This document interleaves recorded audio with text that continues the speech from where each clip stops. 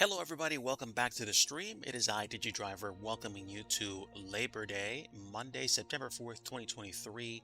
We're back at MSFS, and we're going to be doing a little bit of a split topic stream today.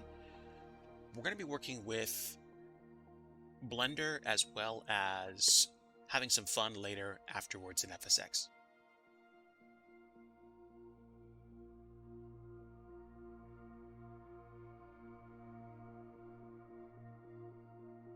So, welcome aboard. Hopefully you guys are doing very well.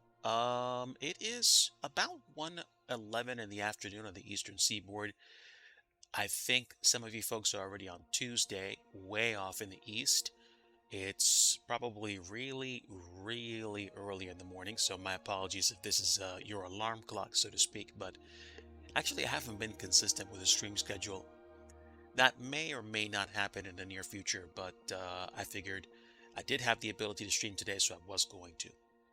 Hopefully, this works out for you. And if it doesn't, the VOD will probably be up for at least a few days. And I think maybe this week I'll probably trim some of the old VODs off the archive. So hopefully this won't take too much longer to load, and then we're going to load into an airport in Cambodia, Siem Reap International Airport, which is Victor Delta Sierra Romeo. We're going to go back and we're going to revisit creating the terminal. We're going to start from scratch, and we are going to look at one or two methods of being able to make this process happen a lot quicker than it usually does.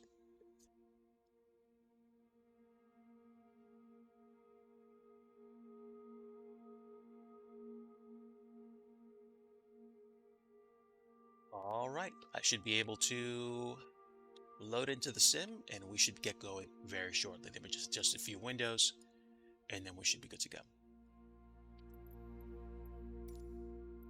All right, hopefully the volume is not too loud for you guys, hopefully, and we should be good. Let's see, that's Bangkok, and I believe this is VDSI. VDSR should be around here somewhere. There we are. Okay, this is the default layout for Siem Reap, and we're going to load into the main ramp area where most folks board and deboard aircraft flying into and out of this place. So we've got this chosen, and it is real time. It's 12:13 a.m. They've got rain, and we are going to ignore both those things. We want clear skies, and we're going to take pretty much midday sun, and we'll have some fun.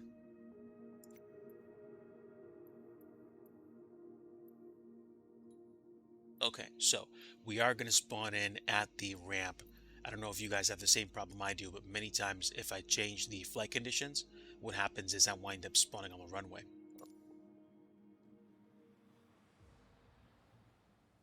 So in case this is your first time watching, I am a flight sim streamer turned scenery developer, and I am double checking because I almost feel like I was getting some kind of audio feedback just now. Oh, no, could have been the sim loaded the plane prematurely. Let's see. Just checking my audio sources, want to see something. Oh, okay, there we go. It was just preloading the scenery. If you have never visited Siem Reap in Cambodia, the sim has most of the layout mapped. I think this is the terminal for international arrivals and departures. And I don't know if this is regional or more of a GA terminal, because there are ramps here for other planes. But if there are GA planes that are here, then they would also share ramp space with a whole bunch of other international jets coming into and out of the airport. I think general aviation, if any, is here, although I suspect that's probably more a cargo ramp, but so be it. Let's go ahead and reload the project. The project I recently resaved, so I think I got rid of the apron and prior terminal that I had here. And we're going to go ahead and load the BGL file, which should put me in developer mode, and it does. Now, I think what I'm probably going to do is to get rid of the terraformer that we had. So I think I have to close and reload the project. So forgive me for doing this.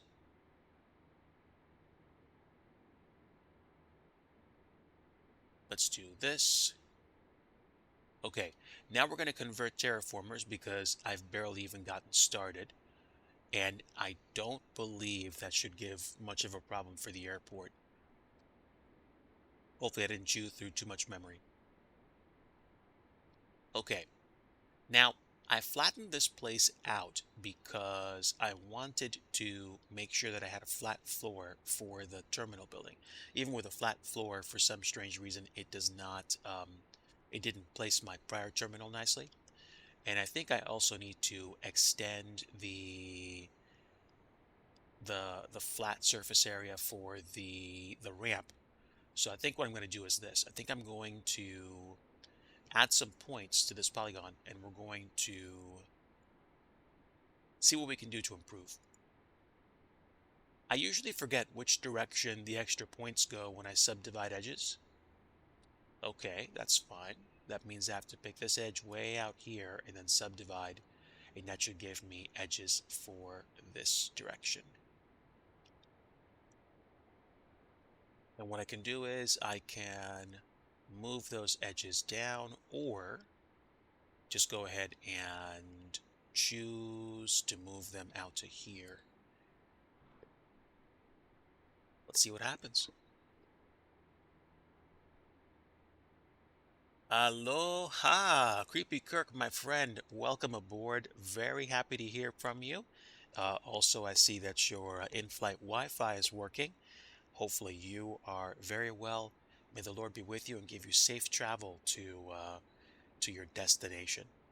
Way above the earth and southeast of Salt Lake City. Happy to have you aboard, friend. We are doing some scenery development, and we are working way more on the nuts and bolts of a future project. But at the same time, I don't know if I'm putting too much energy into rebuilding the terminal. I'm going to ask my friend who I'm building the terminal for some questions, probably this week, to see if they still have the scenery or if I should remake everything from scratch. If I do, it's going to be a very interesting adventure because that will mean that I will be doing things not exactly by myself, but at the same time, yes, by myself.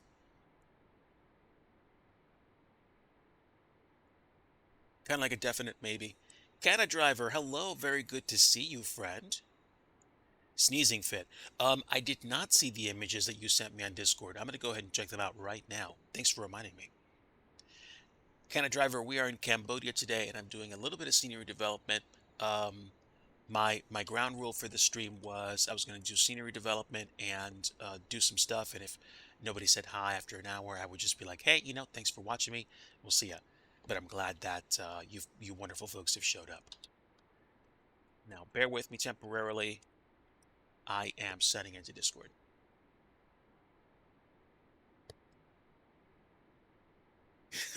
Thank you, Canna Driver. I am working with the SDK right now, and it's probably several versions old, but I try to keep my software development kits consistent along with the version of Blender that I use for projects. However, given that I'm starting a new project or could be starting a new project at CM Reap, I'm not going to worry too much about swapping versions, and I'm going to see how the behavior works to see if I might need to do that with Plymouth.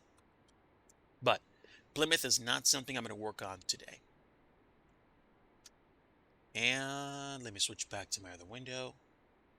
Okay, sorry about that, folks. I'm just checking out Discord right now. And here we go. So Creepy Kirk sent me some reference shots of what a glide beacon tower looks like, at least as far as I know. So mine is kind of like off to a start, but it's not that complete yet. I might add a solar panel and see what else I can put around it, like some bright yellow blockers or bumpers. So there we go. Thanks for the screenshots, my man. Really appreciate you. Folks, if you haven't already done so, feel free to go follow Creepy Kirk online on Twitch. Creepy Kirk does do flights with Flight Simulator, and I was watching him yesterday as he was doing a pilot's life. And I believe you flew out of Gibraltar to London Heathrow. I wasn't around for the landing. I'm hoping that your landing at Heathrow went well. I did see you go into Vegas, at least a little bit. And what do I want to do? Do I really want to affect this? I don't know. Let's keep this as straight as we can. Okay. All right, so I'm working with a polygon, and the polygon does have a flatten property, a terraforming property enabled. So terraforming will allow me to, I guess, flatten an area as necessary. And there's supposed to be more control that it also gives you to control terraforming, especially if you're working with slope runways. But that's not what I'm doing today. I'm just working to see if I can actually get this new terminal built. And I'm starting with the basics today. This, I think, is probably going to be just enough for me to start working on.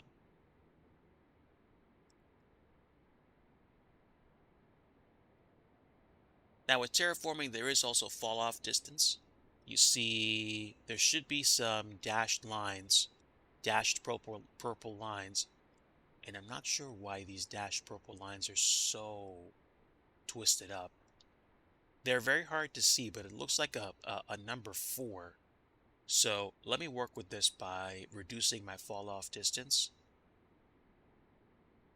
and then maybe making it 45. Okay, that's a lot better. I feel like it's behaving now. Okay, it's kind of difficult to see, but there's a solid purple line here and then a dashed purple line right here. Between here and here is where the fall off distance plays a role. The less fall off distance you have, the sharper the drop in height. The greater the fall off distance you have, the less of a humongous drop you have, but then you have these really weird things that pop up. So let me see if I can get rid of them. Let's do 60, 50, 45. It's still there. I have no clue why. Let's just make it 90 and deal with things as they come. Oh, Eric Flight is watching an ad. Hello, Eric Flight. Welcome aboard.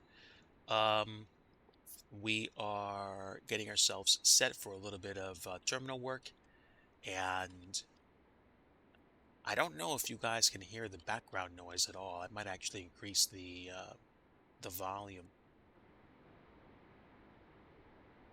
Okay, so I think I took it from like 23 or 24 decibels down to negative 17. I don't know. I don't know if my sound is off or what. I know I took weather off and I took real time off, so if there aren't any birds around the airport right now, that's fine. Okay, so we have one ramp start and we have one runway with no instrument approaches. I don't know if there is or isn't an instrument approach out there. And I think I can get started on the actual building now. Like, as always, folks, if you have difficulty hearing me or if anything's really weird about the audio, just let me know, and we'll try to get this done as soon as we can.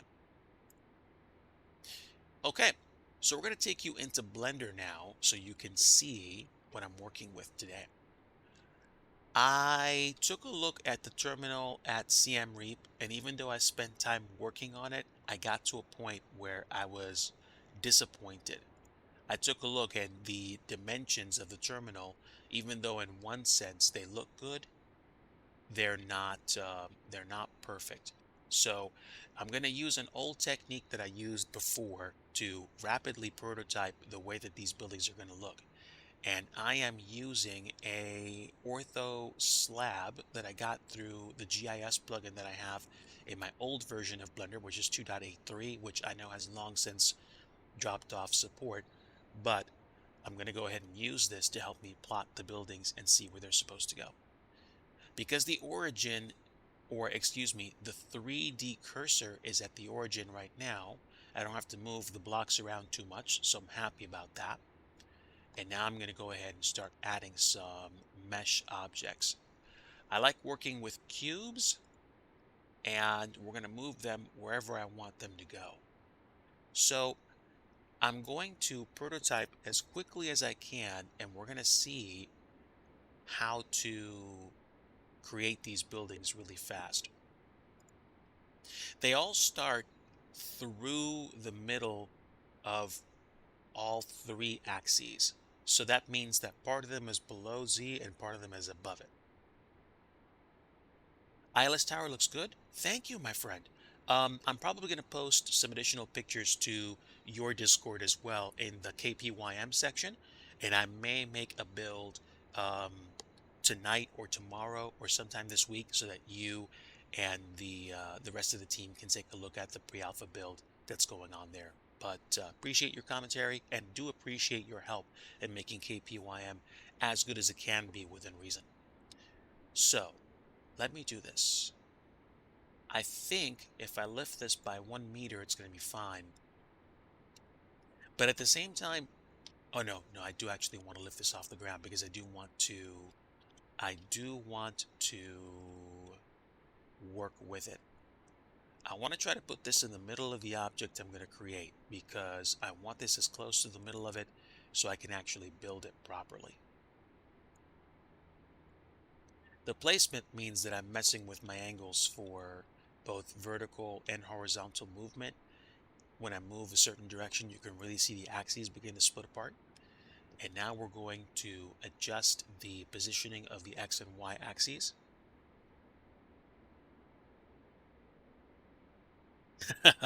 Nice, nice.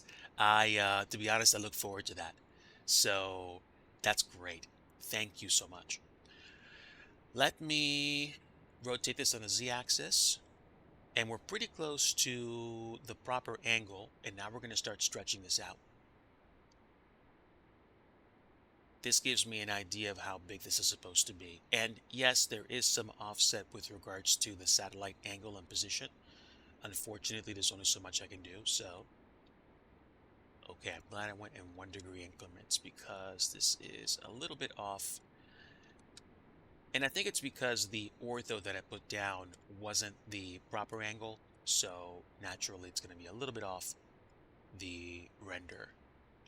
But that's probably going to be about as good as it gets in terms of exact positioning. Maybe 40.5. Yes, there we go. All right. So what in the world is DIGI doing? Why is he playing with a rectangular stick when he's supposed to be rendering buildings? Well, I'll get to that in a bit. I am creating what will be the start of the, I guess, main terminal entrance at Siem Reap. I rendered this before, but I'm kind of getting the hang of rebuilding everything. So I have to figure out how to best create this. And this will be a combination of objects, so I'm not worried about everything that has to be rendered. I'm not going to fry my brain. We're just going to have fun, do the best we can, and just enjoy ourselves. Now, because I've worked with this before, I understand some of the concepts with rendering the object. I do need to actually stretch this out, though, to make this correct. And I can also hide it to see how close I am or how far off the mark I am in terms of what that object's going to look like.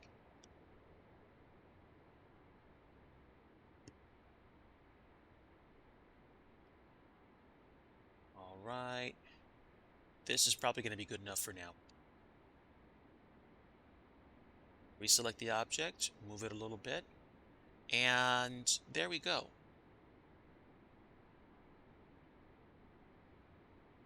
Obviously, a fair word of warning. This is not going to be a perfect replica. I think going forward and into the near future, I'm probably going to keep saying with all my sceneries, it's a representation of whatever airport I'm building because it's not going to be a perfect, you know, uh, road for road or building for building representation of the actual thing I'm building right there. Okay. Hmm. These buildings have a very interesting roof structure, and I think I need to take a look at a picture or two of CM Reap to be reminded what they look like. So stand by. I'm going to grab some images online and see what they look like. Also, that gives me a reminder. Our good friend SG Child posted a link to something which I pinned in the Flight Sim Mods and Projects channel, which is called Pure Ref. I think I'm going to download that now so that I can actually see how it works for me. So, Windows, um,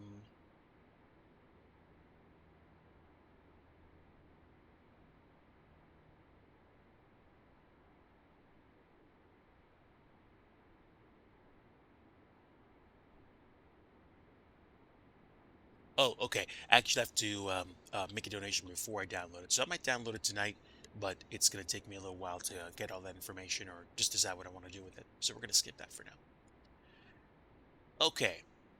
I do have my pictures though, so I can show you guys some of the pictures that I see. I will share my screen. This is Siem Reap. This is an international airport in Cambodia. You can tell these roofs are going to make for an interesting project, but you can also tell from this picture that something is different about the terminal. I'm sorry, the terminal entrance. The terminal entrance used to be flat.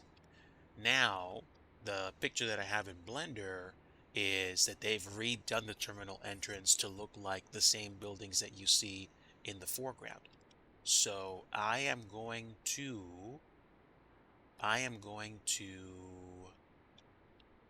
ignore this and use the satellite grab that I got yesterday, I think.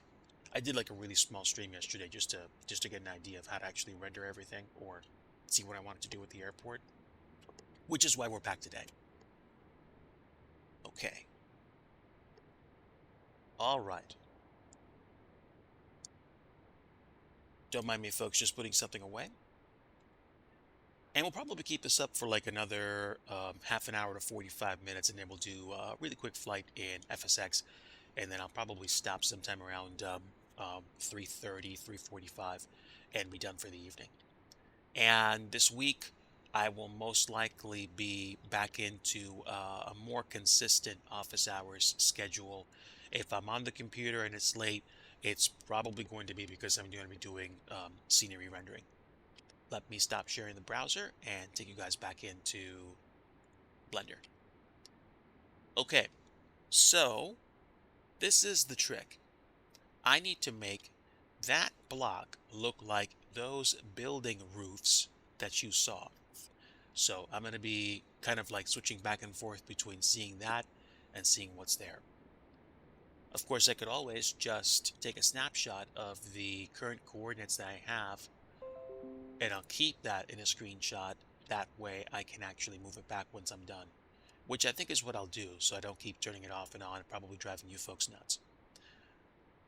In terms of thickness for the roof material, I'm probably going to make it like half a meter for now. Half a meter, what is that, like 1.5 feet thick? Maybe less than that, but let's just start with half a meter for now, just so it's very easy for me to see the changes when I work on this.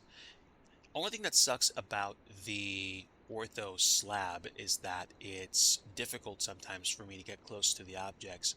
But this is just again for very basic prototyping, and we will see what happens. We're going to do probably at least 3 or 4 loop cuts for this. So, first thing, oh wait, I have to be very careful. There we go. 1 meter, 3 feet. Thank you very much, my friend. I can also look that up online, so forgive my laziness. But can I lift that slab? Ugh.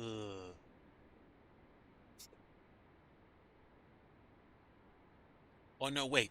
I have that slab selected. I should be able to. Ugh. Do I?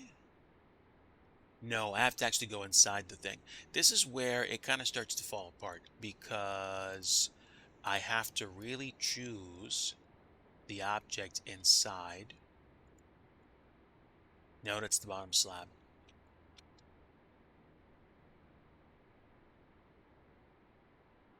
Okay, I should be able to lift it, or at least I thought I could. Nope, those are points. This is a line. So, can I get under this? Sure I can.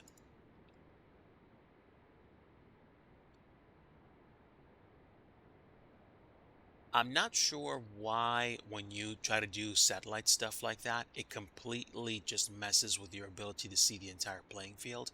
I feel like this chops it by half and I don't like it. So I may have to accelerate my development, but I'm going to try one more time.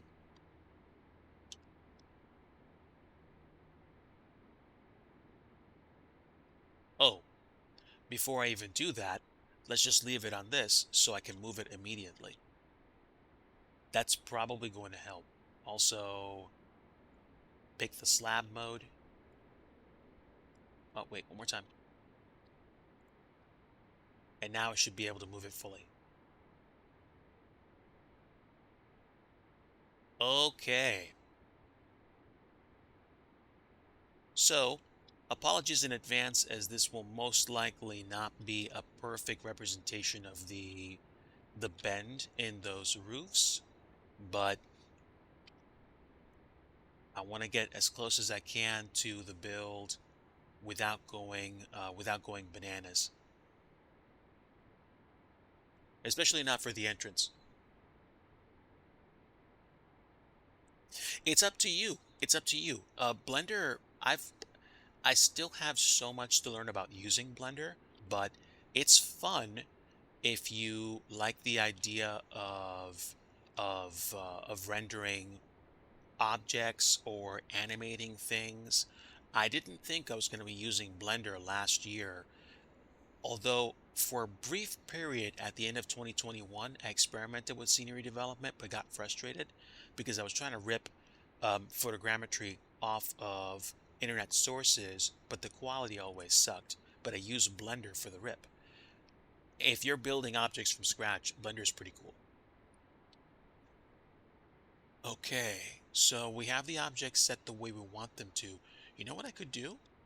I could probably, I could probably create all of the cuts that I need on one side in one shot. So there we go. This is what I want to do. Oh, no, wait. It's not going to work. It still has to be this way. Yep, I have to do these one at a time. But we're going to do our best to remember the vertical positioning for these things just so we know. And that is going to involve global coordinates. Hopefully, this will work nicely. Can I? Yes, I can. Great. I like clean, round numbers, so I'm going to work with just approximations of all this, except for the exact positioning of this roof. And we are going to create another loop cut right there. And then to create that characteristic shape, we actually bend this down a little bit. And there we go. And we're going to save the Z positioning for this because we're going to take that and then we're going to move it over. We're going to take that and then we're going to do a loop cut here. And then I should be able to apply the same Z coordinates to this, and there we go. Can we make this 2 instead of 1.8? We can. But then we'd have to apply the very same parameters to the other one. And that's kind of the problem. You have to, you do want to pay attention. You don't want to get too far ahead of the process and you're like, oh, I need to adjust all these points, and you have to select them by hand. And again, I'm really sorry that we're making adjustments to these polygons from so far away. It's the use of this plugin that doesn't allow me to get closer. And I wish I knew whether or not it was the plugin or Blender that I had to adjust. So let me do a search. Blender GIS plugin can't zoom into objects on ortho.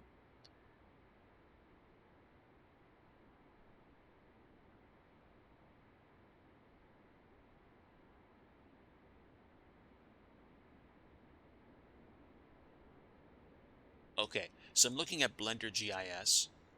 If you've ever wanted to create scenery for Microsoft Flight Simulator, but you want a little bit of help, the Blender GIS plugin lets you download ortho scenery so you can start looking at what those areas are going to look like and get your buildings to be closer to scale.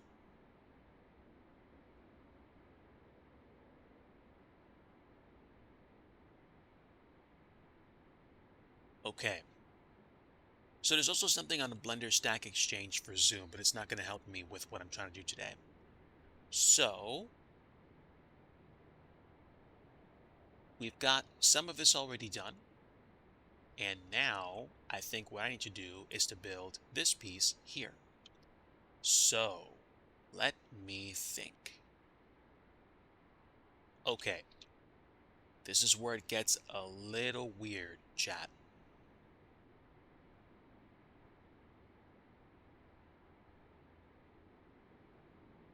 What I think I need to do is to raise only the front 2 points on this roof for that other part of it. And I'm pretty sure I've done that before. So usually I'm not that far away from the object. This is going to be tricky. I need to grab those 2 points and lift them to the Z coordinate that we had, which was 2 meters. But I have to pick both points and lift them, excuse me. I have to pick both points and lift them. This is annoying.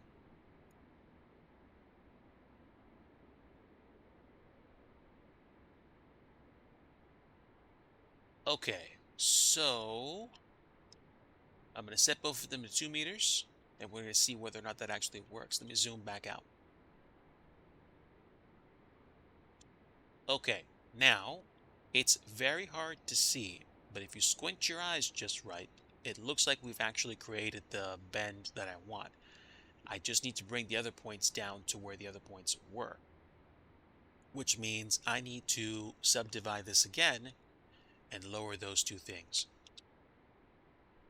So,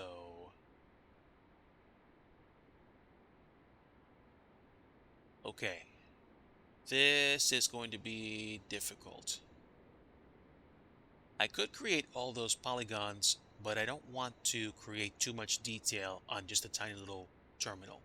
I can also move them over manually, but then I won't have the kind of precision over exactly how this is supposed to look. So I'm going to apply a little bit of artistic license here. We're going to create 3 loop cuts, and we're essentially going to ignore the other 2. This is just so I can take the other 2 points that are here on either side of this middle loop and lower them back down to where they were. So we're going to work with points. And it's going to look a little bit different. And right now, I kind of sort of don't care because I need them to behave for me. So we're going to take the Z position of the one that's closest to the ground, and we're going to apply it to both points. Actually, we're going to apply it to all the other points because all the other points were affected.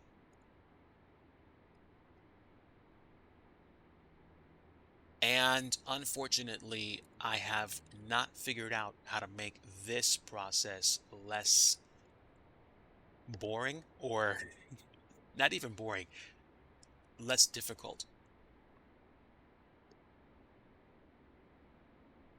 But we do what we can. This is 1¼ meters. We're going to take that value and apply it to the other pieces as well. You're going to see what I mean.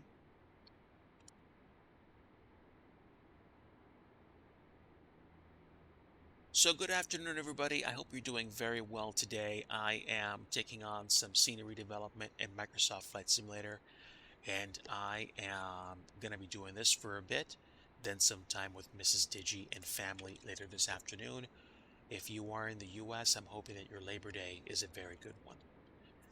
It's crazy to think that we are, in terms of unofficial American tradition, kind of counting the summer done at this point. But in one sense, yeah, we are. We are most of the, I guess, public outdoor pools, if not all of them, they wind up closing shop after the Labor Day holiday is done.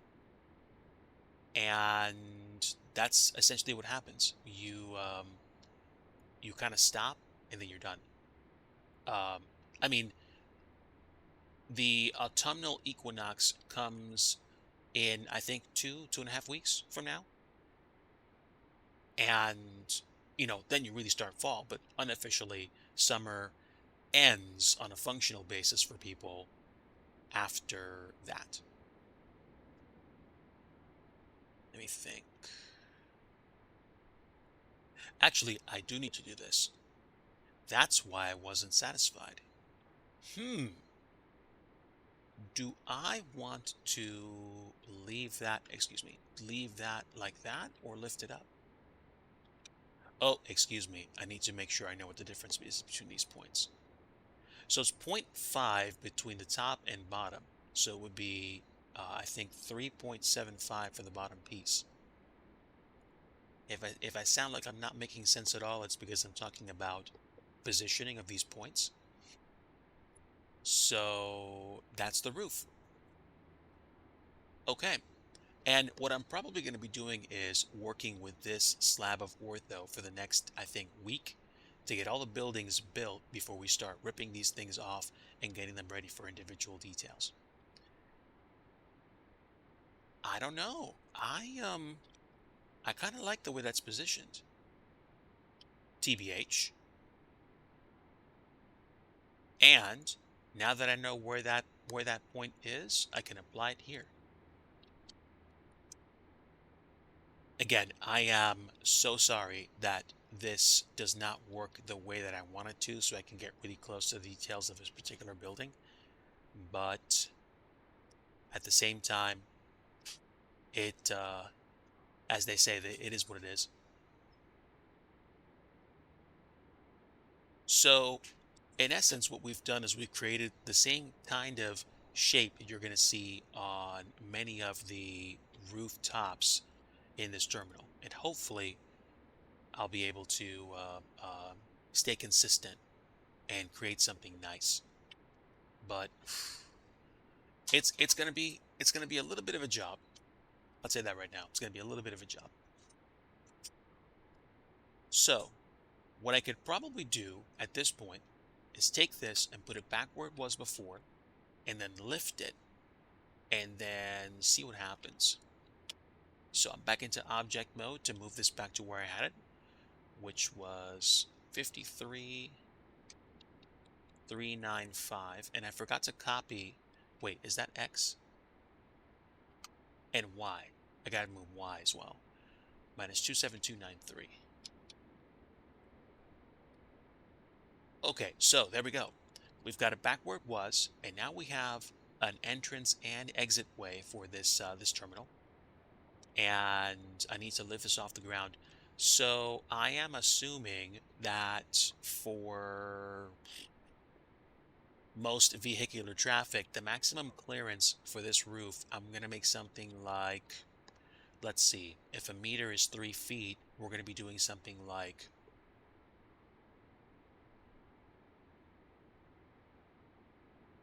4 meters. Does that make sense? Okay, so this is off the ground, and if you create the entranceways for all the lanes of traffic that are going to come into the terminal, then essentially I'm going to need to create a bunch of blocks that are going to go underneath it. And let's go ahead and do that now.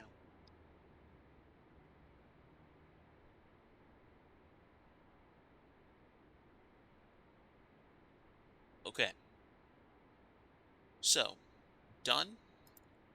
And I'm going to be very picky about my names because I wanted to make sure I don't forget what they mean or are applied to. Let's see. Airport entrance roof. And now we're going to add I guess, the polygons for the individual supports.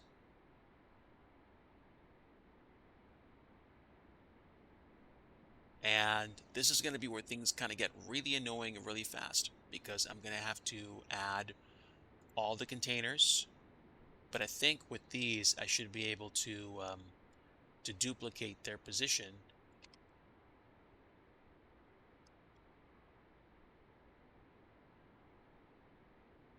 There we go. And now we can, oof, wow, I was going to say that was going to take a long time. Now we can put this where I want it to go.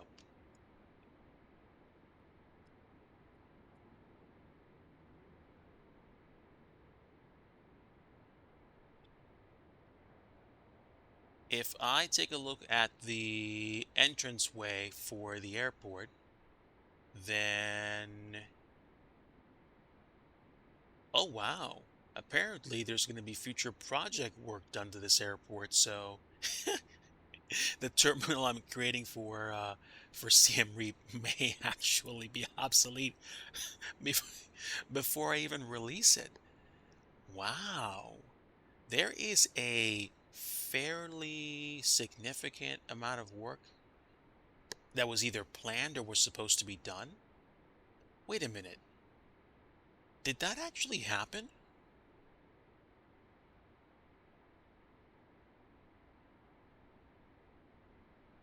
Am I actually making an old version of an airport, of the airport? That seems very strange to me. Hold on, I'm checking the news here. In 2020, they were beginning an airport renovation project. The version of the airport that I got from satellite imagery may actually be extremely old. And yet, that's what I thought it looked like. I mean, a lot of revenge travel in 2021 probably gave them the money that they needed to actually create a better terminal. But this is the first time I've ever seen anything, any kind of talk about it. So let me check. ThailandConstruction.com released an article in 2019 talking about changes for CM Reap. And let's just take a look at the internet together, chat. How about that? I'm looking. You see this? This is different than what I'm trying to build. This is different than what we expected the finished product to look like. Can I sort these by recent?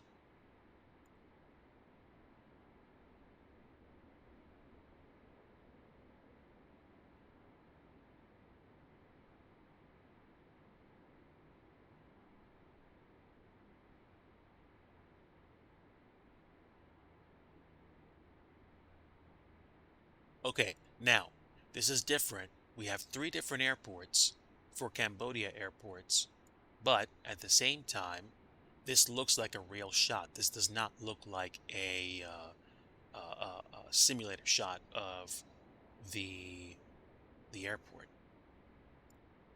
So I don't understand.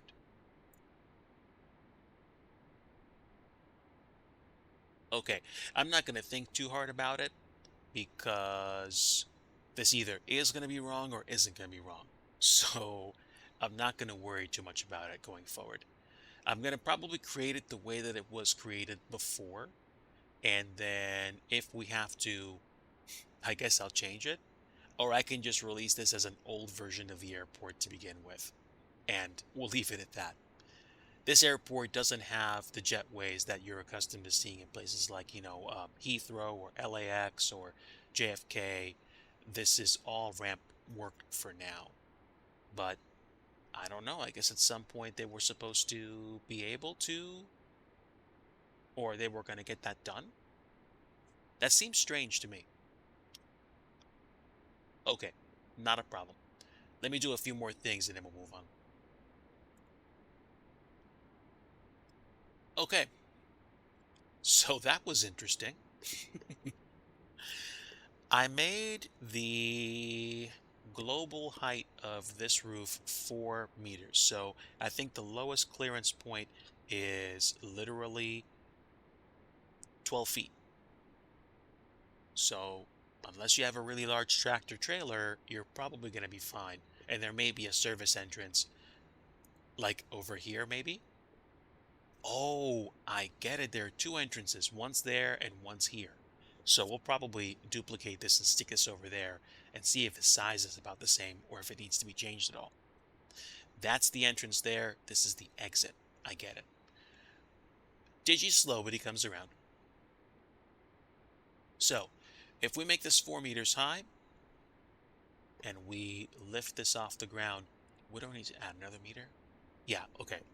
Let's see. If I lower it, yeah, 2 meters. Got it. If I move this over to the roof, what happens? Oh, okay. So this kind of cuts into the roof, but it does not touch it. Okay. This might actually help me out because I want to see what the positioning is for each one of these lanes. So how am I going to do this? What's the angle of this? 40.5 degrees. We're going to go ahead and copy that. And then we're going to duplicate this because I'm going to want this to be all the way across the structure. I don't think it needs to hit the roof all the way at the outer edge. Oh, I undid the scroll. That sucks. Thank you. Thank you. I appreciate that. There's a chance that if I can do this well here, I might be able to apply it over there as well.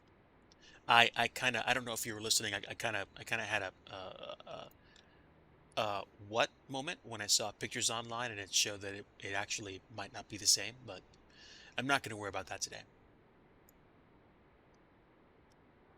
Okay, let's go ahead and expand this, move this in one chunk at a time, and I'm probably going to put it right about here for the one, I guess, outer wall, retaining wall. And probably about there.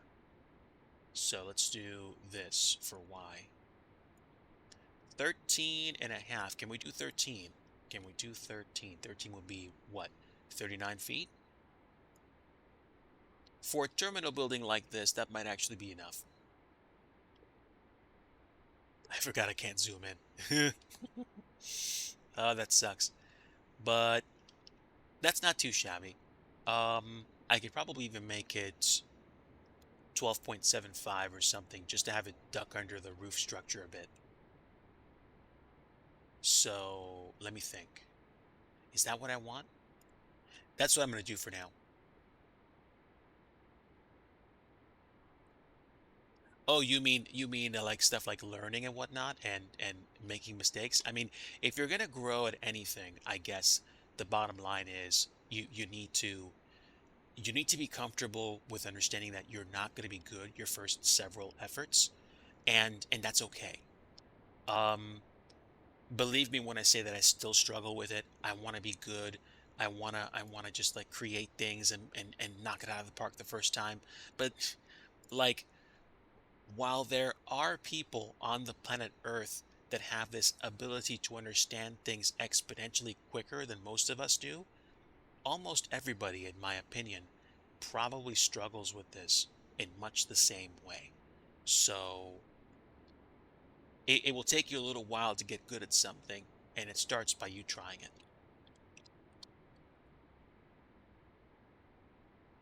Let's see. I guess I'm going to call them roof support, and that'll be the first one. Final approach checklist complete. Oh, DeLorean 2399 with a 3-month streak. DeLorean, my friend, happy Labor Day to you. Thank you so much for coming through. A privilege to have you on board and for the resubscribe. Folks, if you haven't watched DeLorean 2399, DeLorean is a friend of the channel, a flight sim streamer. Also does more than a few things with trains, including Derail Valley. I believe he was playing, and forgive me if I say this wrong, Subnautica, or I forget the name of that underwater game, as well as uh, what's the name of the pirate game that I've seen you play too? But thank you so much for stopping by. It's a privilege having you. I may have to extend my time working on the scenery because I'm starting to get back in the habit of creating objects for Microsoft Flight Simulator. And DeLorean, if I get this one done, if I create this terminal and combine it with my friend's scenery, you might have a good reason to come to Cambodia. Sea of Thieves, thank you. I've seen you play it more than a few times. So there we go, folks. If you like a little bit of variety with your Twitch streaming, go check out DeLorean 2399. And let's see. I'm going to go ahead and copy this spot.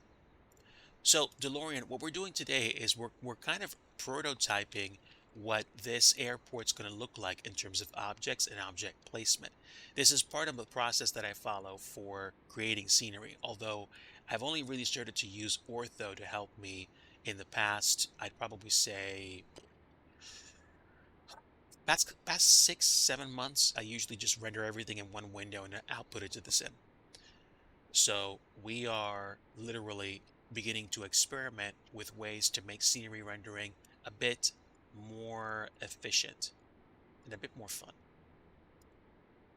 Doesn't always work, but as Can Driver has expounded, the journey is part of the process. And I'll be completely transparent with you guys.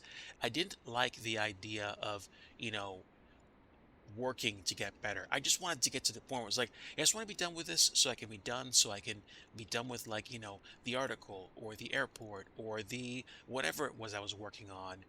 And it's kind of like saying you're working for the weekend. It's my personal opinion.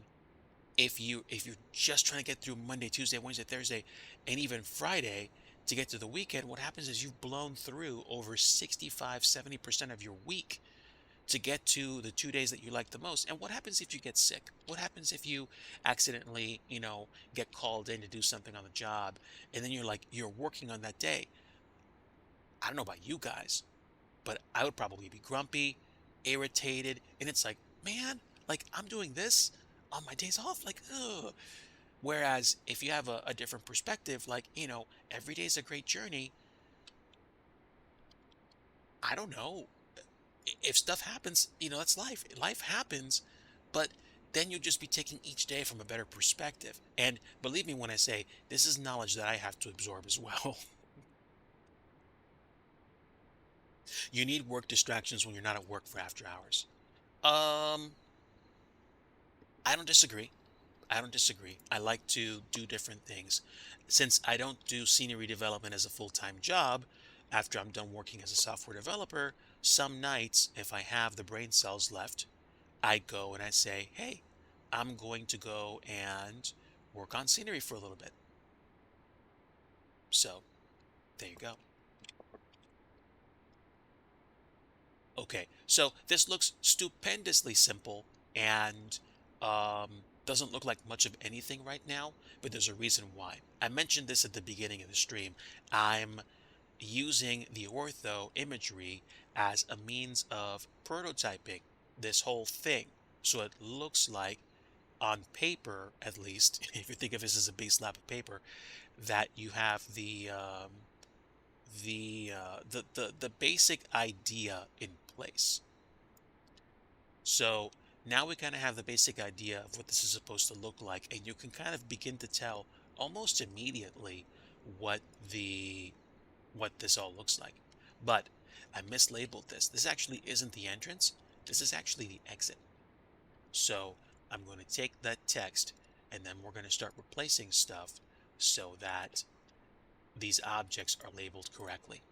And unlike what I usually do, I think I'm going to use Blender Collections to help me catalog these objects so that when I have to make changes or make things appear and disappear on the fly, I don't have to think very hard about where I find them or where I keep them.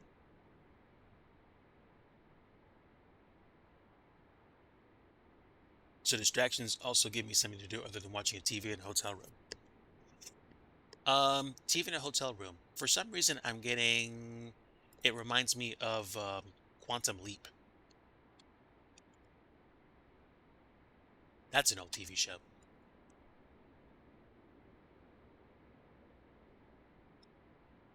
I also time travel, but only in one direction, forward. So, these are way more aptly named so that when I duplicate them and set them up for the airport entrance, which is hopefully very similar in size, I will be able to save them.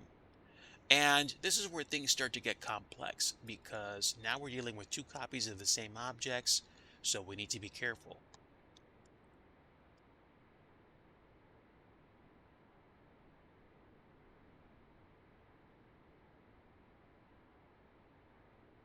Uh, John Tudor, John Tudor. No, don't recognize the reference, but I'm looking it up.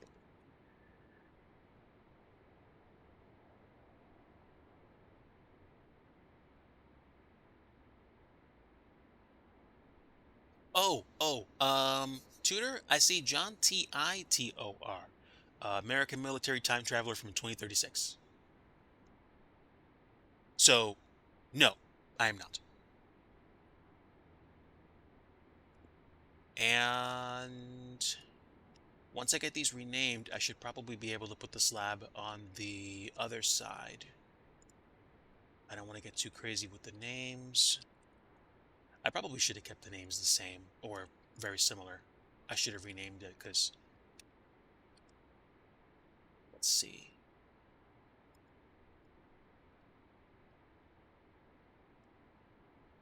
So I'm only renaming the ones that have the numbers after the decimal point because those represent my copies, and then I should be able to move them over. And then in one stream, we'll have created two objects. How about that? Two prototypes, which need to be given much more detail, but we'll see what happens. Close enough. Yeah, same reference. Yep, there we go.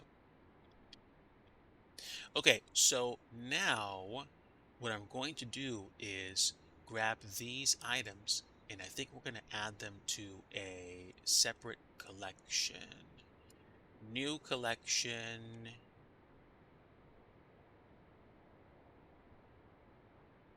And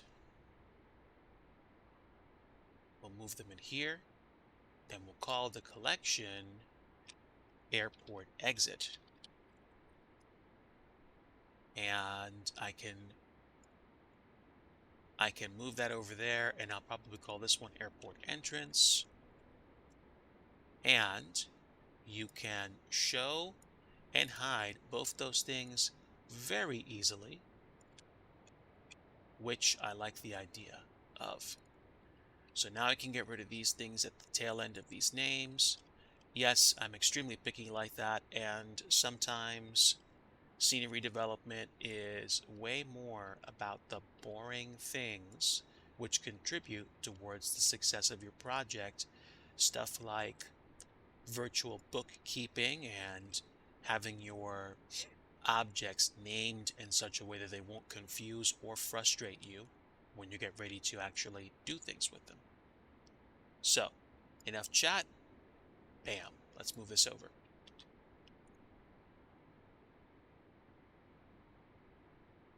Okay, superb. Now, this entrance looks to be a lot smaller than the exit, which I guess makes sense. I can rotate all these things individually or move them by hand. And since I am just working with a prototype, I'm not going to spend too much time finessing this. This is the entranceway, and it looks like the positioning for these lanes is consistent from my last building, so I don't have to move the supports too much.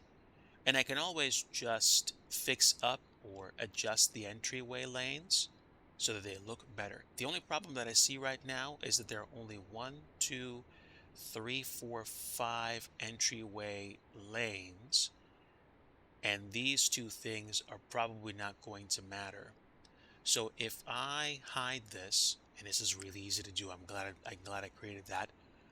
It looks like this one pylon won't be necessary, and we can take the roof structure and kind of shove it over.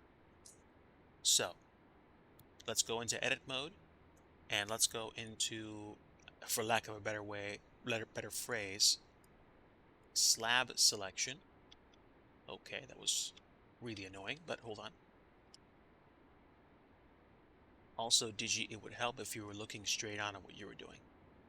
Just saying. Wait, do I even need to do that?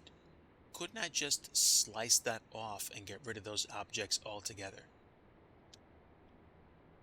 I'm going to be getting rid of these things anyway, so let's go ahead and do that. Let's take all of this and delete the faces. And now I can get rid of all this and delete those faces. Only problem now is that we have a roof which has been cut into.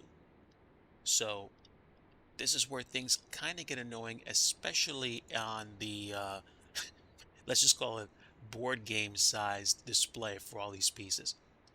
So let me check something really fast. Okay, all right. I can always adjust these in post, so I'm not going to worry about the pylons. This is just for prototyping purposes. What I am going to do is I'm going to take these slabs and I'm going to press the F key. This bridges the edges and creates a new face for them. And there we go. Now I've covered up those faces and the airport entrance has been at least slightly adjusted. And let me think.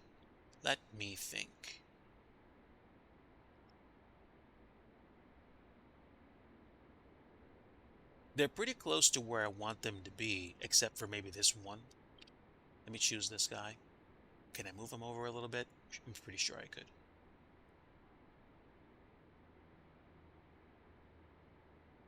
If they're not where I want them to be when I'm done, I can always make notes and get them set up for the future. But in terms of what I see right now, this is pretty good. This is pretty good. I might take this slab and slap it all the way over to the right. So I'm going to grab this face and pull it.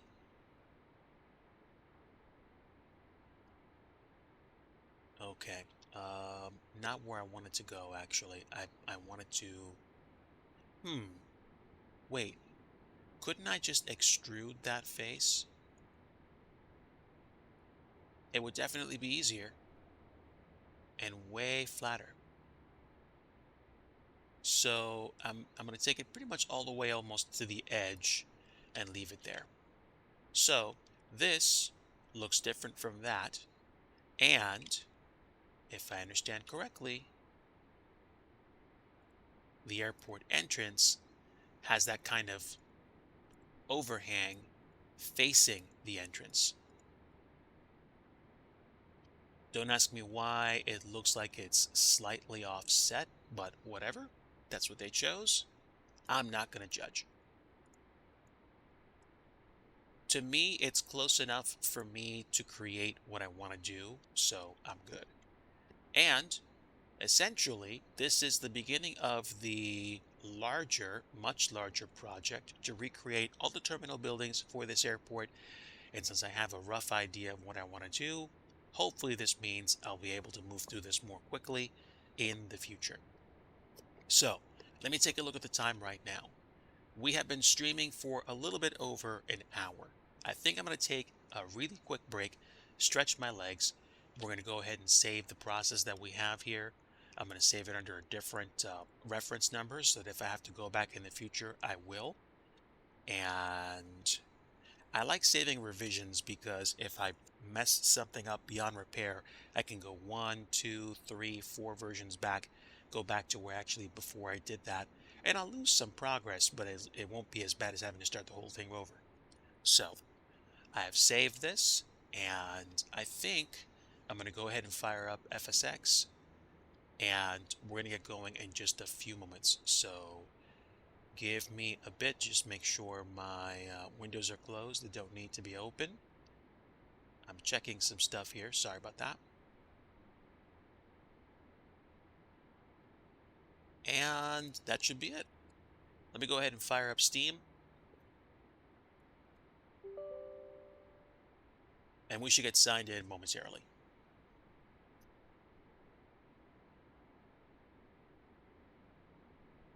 But that's part of the process at least. So I will get FSX going momentarily. And I may have to close Microsoft Flight Simulator to do that. So let me go ahead and do that now. Did I change anything about the... Of course I did. Yes. I forgot how I adjusted the airport flattening for the main terminal. So my apologies in advance.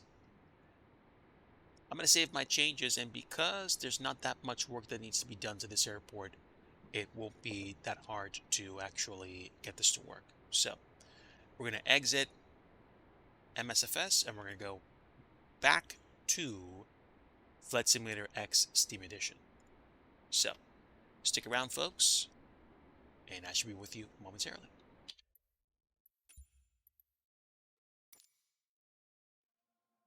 Also, why do I have another window open? Hmm.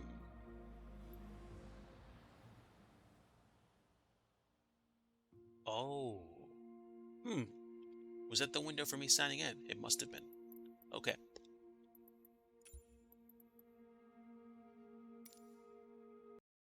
I suppose I could do a flight in Microsoft Flight Simulator 2, but I wanted to do, I think, 1 or 2 missions this afternoon to have some fun. So, I'm going to sign in.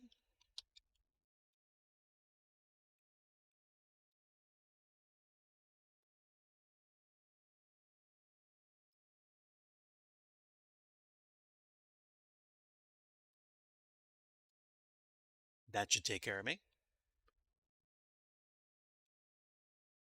And I'm also going to adjust my stream title.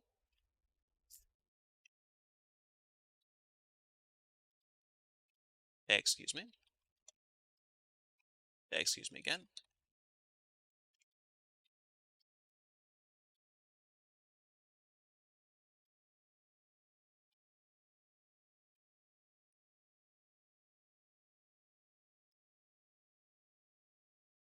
I'll change my title as well.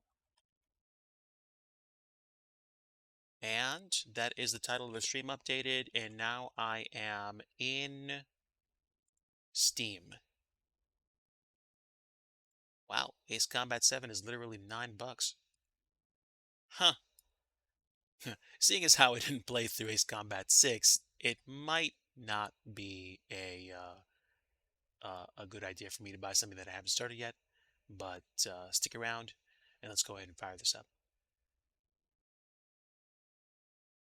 I also do have Flight Sim World as well, but that's not a game that I'm going to play today. So here we go. Hopefully, this will not be difficult to show because I adjusted the window size before. You're doing VFR along the California coastline. Nice. I mean, if you were going to do VFR anywhere in the country, it's not a bad place to go for views, I guess.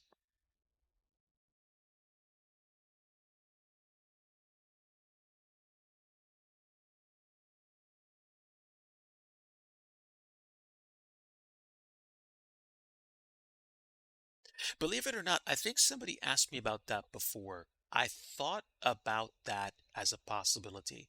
I mean, as I start doing more and more with Blender, passing along that knowledge is also one of the ways that you can retain the knowledge that you know. And of course, if you're doing if you're doing if you're doing those kinds of tutorials, then other people can weigh in and see whether or not you're right or wrong. So it's a way of performing quality control on yourself as well. I get it. Oh, sorry about that. That was loud. Let me lower it a little bit. Okay, there we go.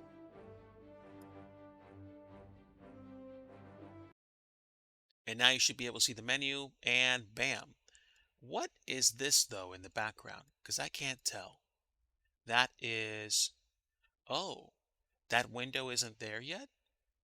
All right, let me try something. Oh, my word. Macromedia Flash. That brings me back. Whoof. That's a ways back. I didn't spend that much time using Flash, but I remember Macromedia, Dreamweaver, Microsoft Front Page, those old things. So now you guys can see the menu, and it's gonna get loud. I'm gonna just be checking the volume level really quick.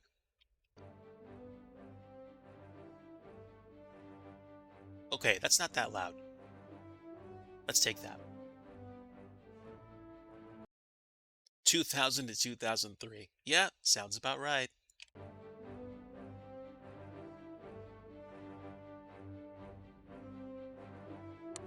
All right, on to missions.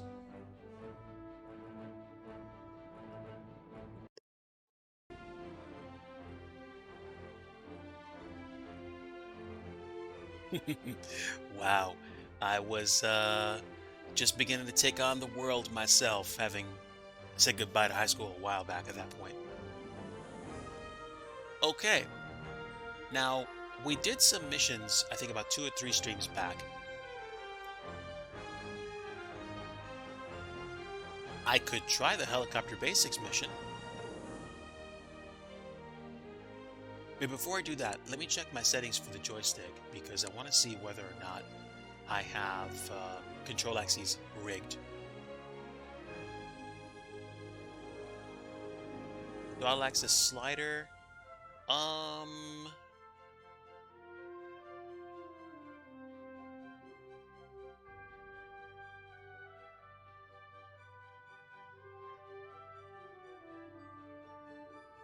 I see.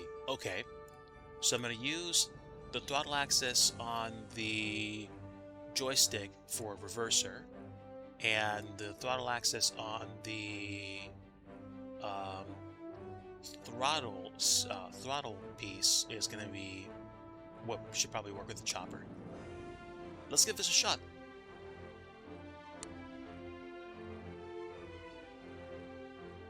Okay, really fast mission just to kind of warm up and make sure the screens look the way they're supposed to.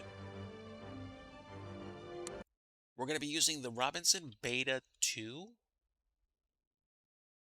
And I'm going to try to move this over really quickly. So sorry that it's not in the middle. Oh, no, wait, that's not what I want to do. I wanted to move you. That's what I wanted to do. All right, so hopefully this will actually stay the way it's supposed to. Stand by, I'm just going to pause it really quick.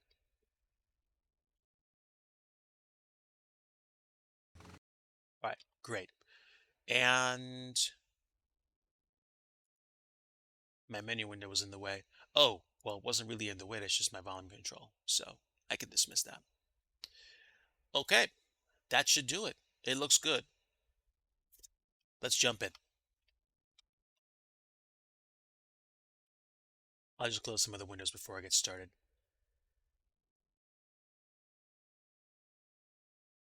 And yeah, there we go. Let's have fun.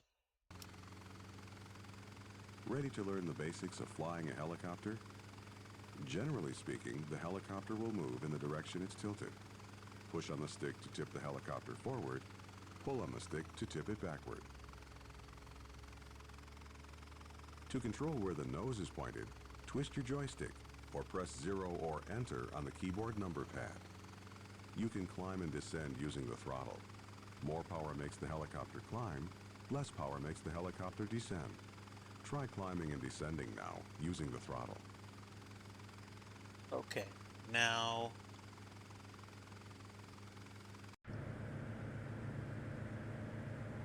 it looks like the Tip throttle forward to control is speed on the up, forward and stick. tip backward to slow down. Adjust the throttle to maintain altitude. The slower you're moving, the more power you'll need to maintain altitude. Use the stick and throttle now to line up with gate 1. The active gate is glowing green, and the inactive gates are red.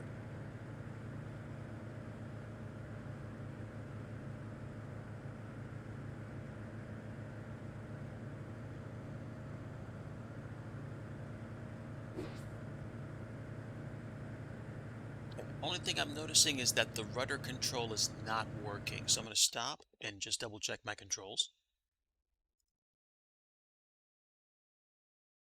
I'm not sure why the control axis isn't working. You guys might not see the menu right now, but hold on. Go to the throttle. Rudder is Z rotation. Throttle axis is Z axis. So why aren't you working? I mean, if it's not going to work on the rudder, I'm just going to use the one stick for everything. Oh, you guys can see it. Cool. So I'm not sure why. It's assigned to Z rotation, but also this helicopter is I'm going to say a little bit lethargic in rudder control. So give me rudders via the twist axis and Z rotation. Hopefully, I'll be able to keep this thing relatively stable. Let's keep going. Okay, there we go. See?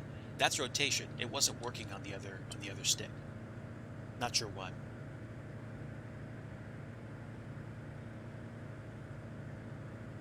Also, because the throttle on the joystick is reversed, because I was simulating the reversers, it looks like it behaves more like the collective on a helicopter, which is kind of cool.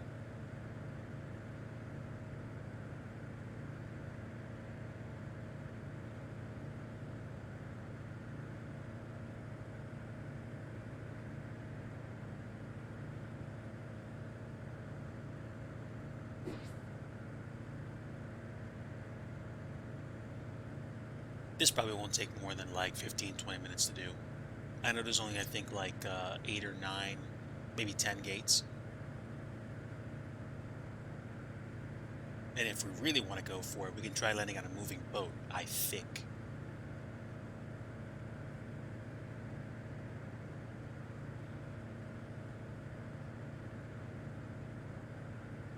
Can I move the... I thought I could move my point of view around the helicopter. Probably if I go back to 2D panel. Yeah, but it's, I think it's like too zoomed in, so.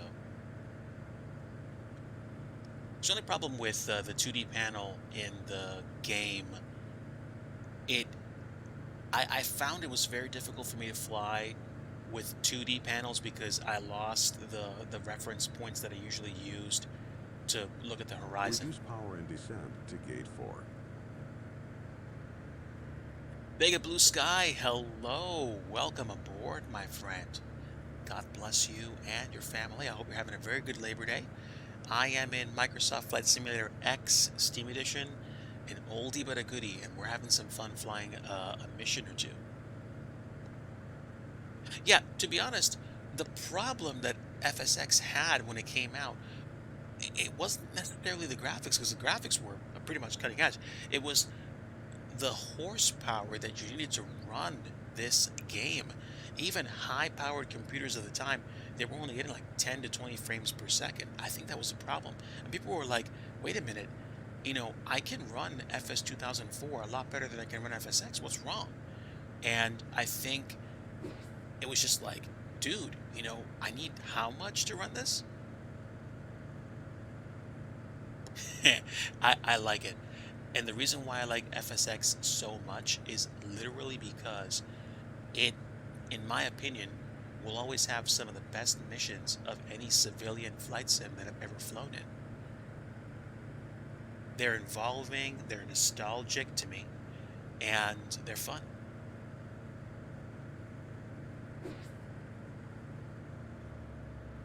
Okay. A little bit of chop and drop as we get down to the valley here. Ooh, an aircraft carrier and what, a couple of destroyers? Now that's something that I don't typically see in the mission. I know I can land on like a yacht, but I would imagine landing on an aircraft carrier with a civilian helicopter would be not something that you'd want to do unless you want to get in trouble really fast.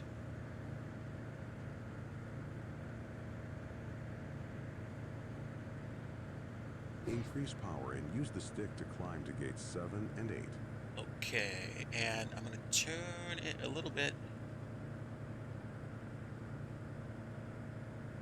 I'm going to kind of skid a little bit. It's going to be a really awkward turn. Whoa. Okay. I kind of messed up, but that's how you learn how to fly the helicopter.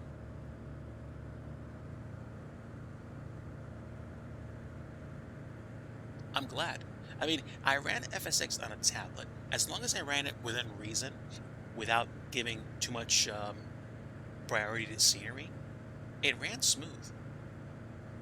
It just didn't give me that much frame rate.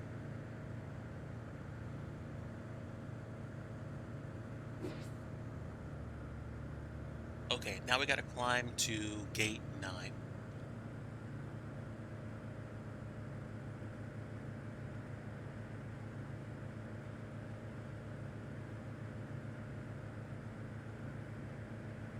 I don't know where we are, but I would imagine we are in Hawaii, the South Pacific.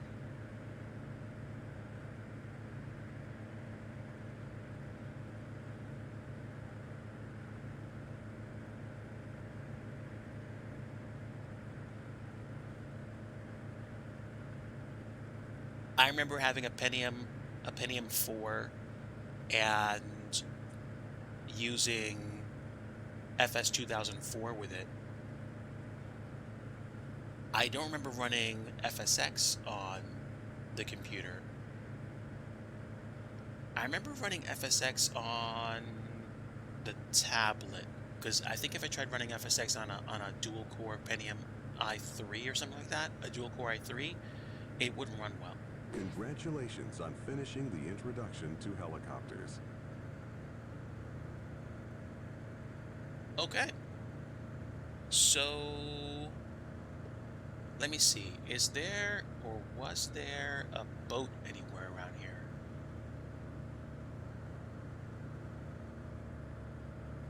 You're getting very low. Increase power and climb. You're getting very low. Okay. I don't know what the hitbox is on those carriers, so I'm probably gonna buzz them, but I don't think I'm gonna try landing on it because I don't know how helicopters behave on a moving platform like that. Like a Cessna or a jet or a plane, you'd probably be able to mitigate the landing speed, but I'm Start not climbing to sure. get to the last gate, number 9.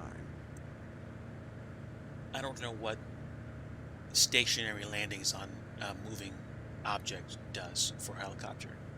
So I'm not gonna risk it. I am gonna buzz them just to see how detailed they are.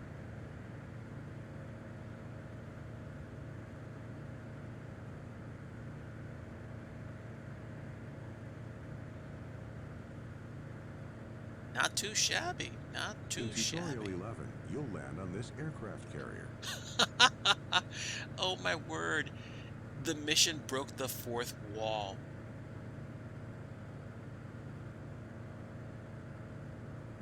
Nice. That's a fair bit of detail, and I like how the wake kind of stays rendered until like you go past it. That's pretty neat. Hello, Pavlet. Good evening. Welcome aboard, my friend. We are back in FSX for some more missions. And that was fun. Something weird happened to, I guess, my profile once I beat the missions and started really customizing the sim. I lost my ability to get rewards from missions. Not that I care that much, but that was fun. Okay, give me a moment. Let me adjust this, and that should be good. There we go. Oh, wait. That should do it. So, helicopter takeoff and landing. That might have been where I landed on a boat. That's okay. I'm not doing the executive tour. The resort supply is very long. Sitka approach we did. Midwest flying we did not do. Hawaiian checkout takes too long. Um, San Juan takes too long.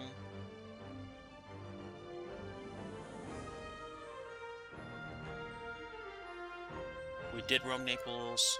We didn't do soaring, but I don't care. That takes too long. That takes too long.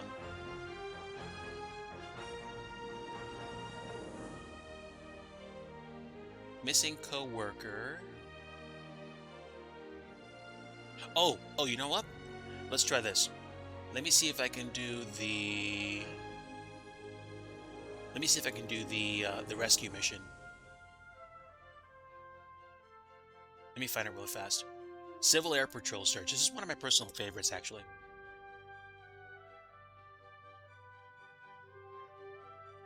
Oh, sorry to hear that, Pavlin.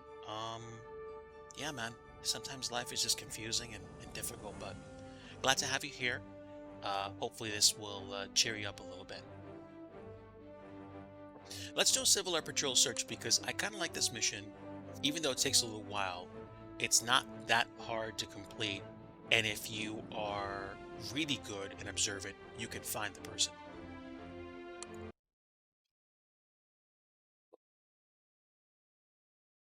Oh, Tokyo Executive was a trip and a half. I played the whole thing, and that's all I'm going to say if nobody knows the mission. I played the whole thing.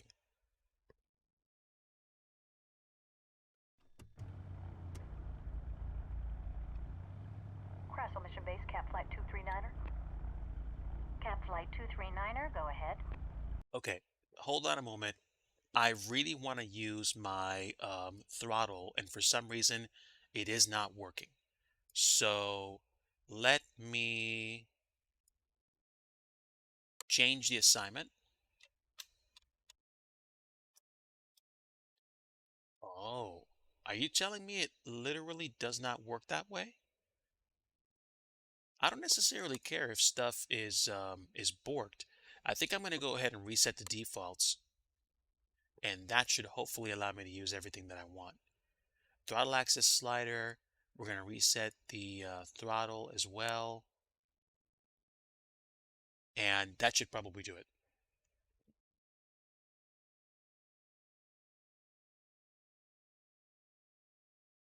Okay. And I heard you're getting quite a beefy GPU, so congratulations. Cap Flight 239er, wheels up at 1643, heading for the abandoned mine. Let's wait until Cap 239er is clear of the runway. Cap Flight 239er, roger. Mission base out. Cap Flight 239er out. Nope, the throttle still doesn't work. Okay, I'm going to assume that the rudder response is also not there. So I'm going to make sure that the joystick has rudder working, which it looks like it does. And that's how we'll leave it. All right, our turn. Ready to go? This will be a short field departure, so set the flaps to 24 degrees. Take off and follow the other plane north up the valley. We'll start flying our search grid at the new mine.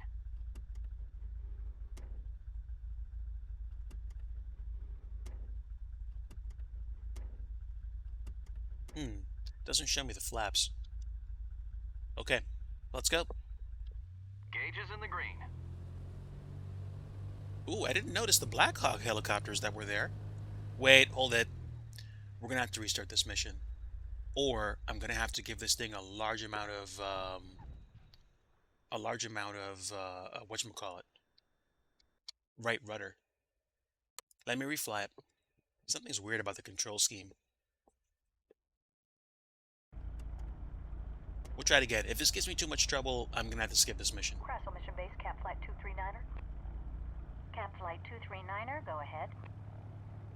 Cap Flight 239er, wheels up at 1643, heading for the abandoned mine. Actually, let's see what my controls were for flaps. I forgot what they were. Buttons. Flaps. Buttons 5 and 6. I don't think I see it. They're not going to let me, hit them like I would in the sim. That's fine. Let's wait until Cap 239er is clear of the runway. Cap Flight 239er, roger. Mission base out. Cap Flight 239er out.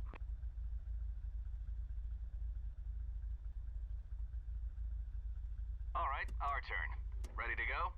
This will be a short field departure, so set the flaps to 24 degrees. Take off and follow the other plane north up the valley. We'll start flying our search grid at the new mine. Give me a bit.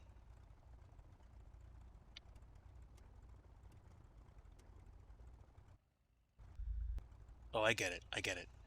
Flaps down and up. Alright, we should be good. The voice acting is great. That's one of the reasons why I like this so much. Gauges in the green.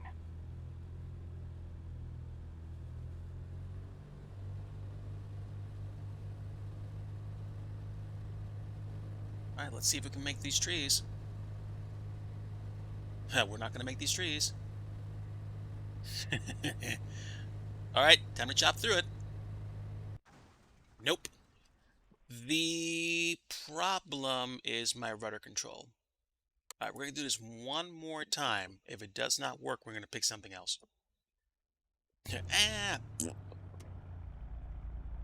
So the trees are solid. Cap Flight 239er, go ahead. Cap Flight Also, 239er, how come I wheels didn't up see at my 1643, flaps heading for the abandoned change mine. position? I don't know. Let's wait until Cap 239er is clear of the runway. Cap Flight 239er, roger. Mission base out.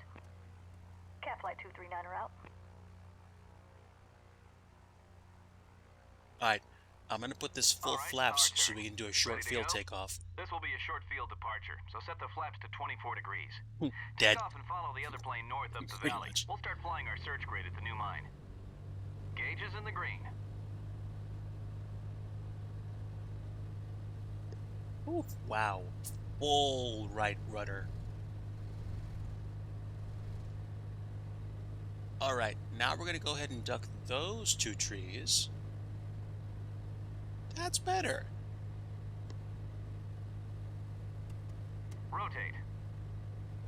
Yeah, we're up in the air, pal. Okay, raise the flaps and fly north up the valley. Crassel Mission Base, Cap Flight 221. Cap Flight 221, go ahead. Cap Flight 221, wheels up, heading for the new mine.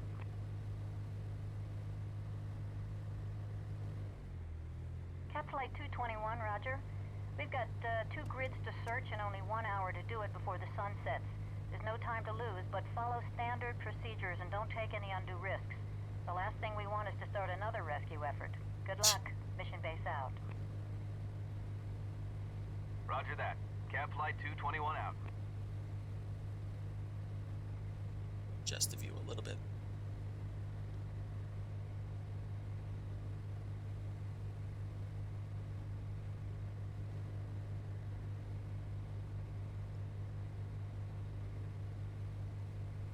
Actually, having to manage the rudder a lot with a helicopter kind of makes me more comfortable flying planes like this, because with a single propeller engine, you have adverse yaw, so that it always wants to spin the plane in one direction. So you have to keep applying right rudder, or you have to account for the extra stuff. Okay, we're already altitude reporting, so we're good. And if I recall correctly, you should be able to spot them fairly easily.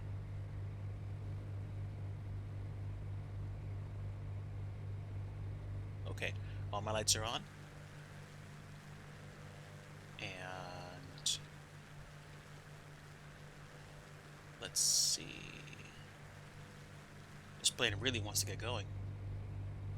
Can I adjust my trim? Yes, I can. Good. Good. All right. It'll be easier for me to move my camera view around now.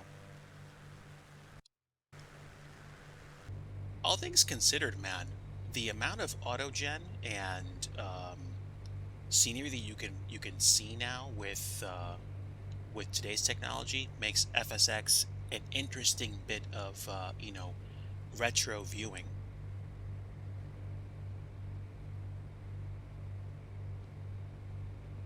It takes a little while to load in sometimes, but that's fine.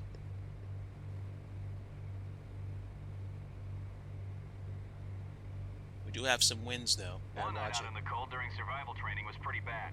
This guy's been missing for 3 days. I heard he's a mountain climber, so if he's uninjured, he's probably okay. Let's hope so. Yeah, I don't know why my one throttle doesn't want to work with the sim anymore. That's okay. Used to fly with one throttle anyway, so I'm good.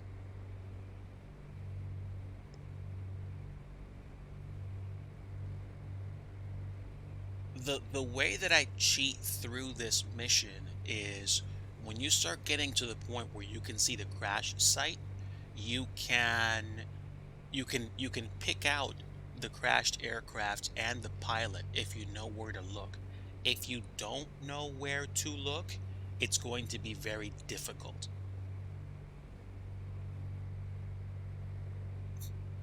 Yeah, I should probably drink something soon too. I'll probably do that once I'm wrapped up. I can do that right now.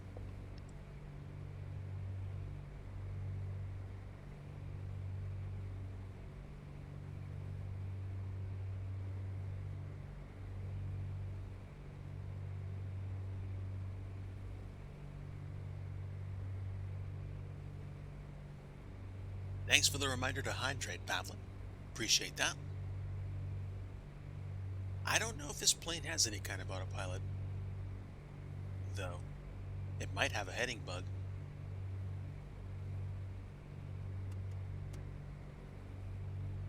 Okay, I thought my flaps were all the way up.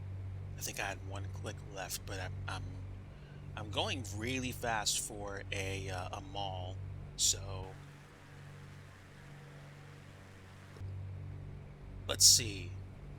Let me check my audio levels. Let me check. I should be able to just peek over. Okay, so you guys are getting audio. It's maybe a little bit quieter than my microphone, but it should be fine. Also, I don't want to fly too high up. I want to be able to keep my eyes on the surroundings. So I'm going to keep my trim, and I'm going to pull back on the throttle maybe just a little bit. Ooh, a lot of wind.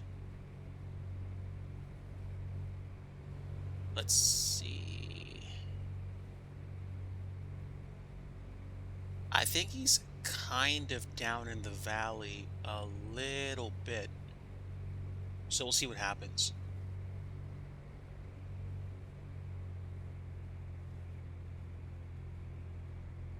Also, he has a campfire going, Man, I can't even imagine when you're so close to getting the parts that you need to finish your PC upgrade. I have no idea what that feels like, so I sympathize.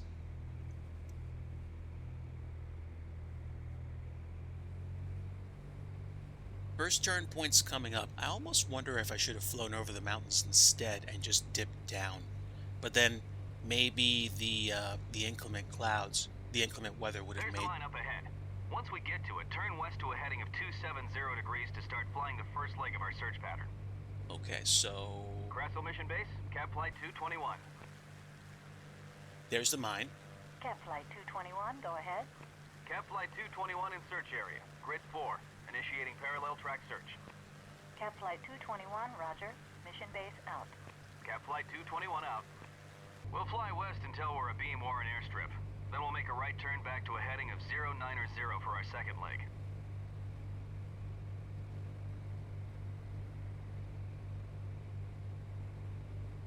You do eventually find him. It's just that if you know where to go from the beginning, you don't have to spend time doing a bunch of the things that you think you have to do.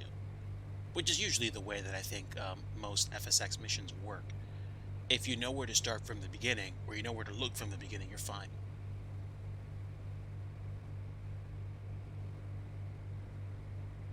We are climbing at about 500 feet per minute, so me losing speed is no surprise.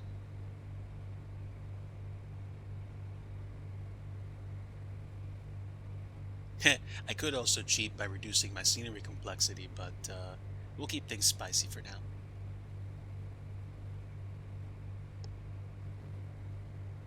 "500 feet per minute is probably best climb anyway. Feeding in some trim.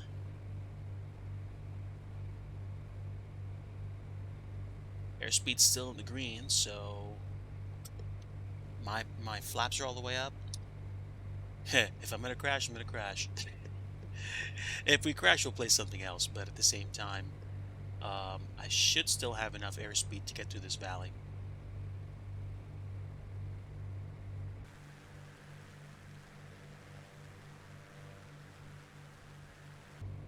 We'll keep the camera pointed down. I'll probably just zoom way out.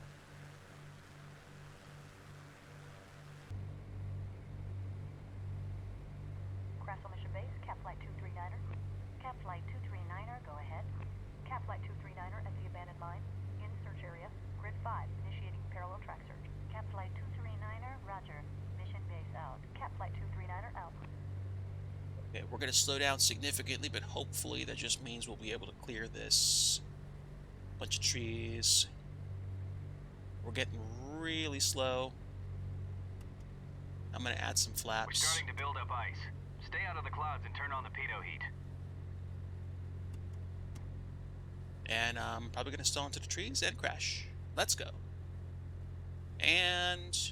oh, we haven't crashed yet. Oh, that's right. I forgot to turn on my carb heat. Which is probably what we're going to crash right now. Yep. There we go. I also was climbing for a long time. And again, I didn't have my pitot heat on, so there you go. I'm curious, but this mission takes like 45 minutes, so we're going to have to try this a different time. It's okay. You don't finish them all the first try. Let me find one I have done that I like doing a lot. Oil rig transport takes 35 minutes. I feel like I can do this one. Let's go do it. We'd go out on a high note if we finished it. So, Poro, my friend, it has been too long since I've seen you in chat. Hopefully you're doing very well. We're in FSX, so in some ways it's like you never left. But I did explain before too. All 4 of our choppers are down for maintenance at the same time. Good to see you. Can you believe it? Luckily, it's a pretty slow day with only 3 inspections. Take off whenever you're ready and head northwest. I'll handle the radios.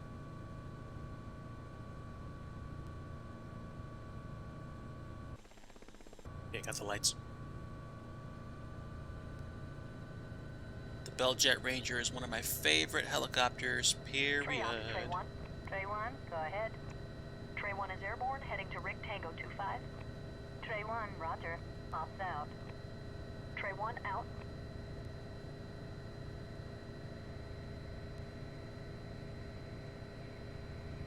Alright, we're going to build up some speed. Excellent, excellent. Glad to see that you are doing well. We are 1 for 2 right now with FSX missions. This is one of my favorite missions. This is also one of the hardest missions that's out there. This is an oil rig mission transport, but it turns into an oil rig rescue. So I'm going to increase the sim rate probably to 2x or 4x so that we can get to the oil rig in like the next 10 to 15 minutes. You know, I'm always amazed at how big this place is. There's a lot of oil flowing through those pipes down there. If I remember correctly, I worked on rigs for years. Inspection is definitely a lot easier and safer. But I don't know if I'll ever get used to flying in helicopters every day, especially in weather like this.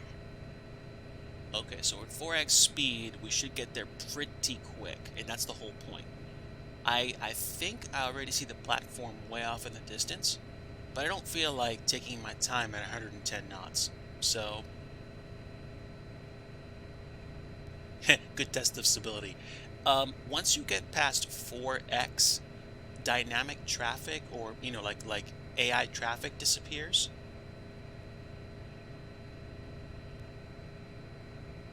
Oh, that's not the oil rig, that's a ship. Cool. If you go past 4x speed on sim rate and you go back down to 4x, the sim reloads. So that's not what I want to do.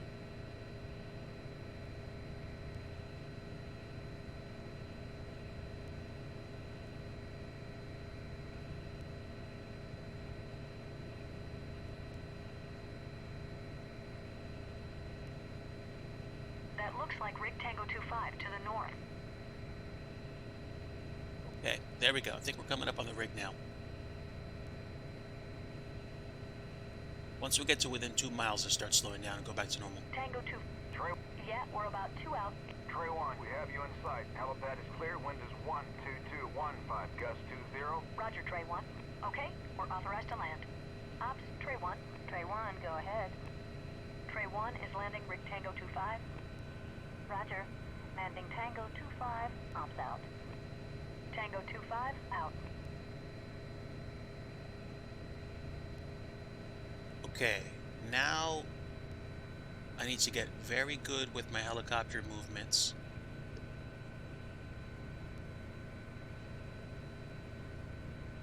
And we can start slowing down. I think the landing pad is literally right in front of me.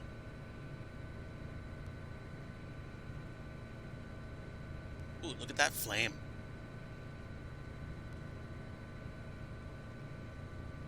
Alright, pitch up. Let's start bleeding some speed. Okay, here comes the part I love. Just set her down on the helipad and I'll hop out. I'll give the office a call when I'm ready to head to the next rig.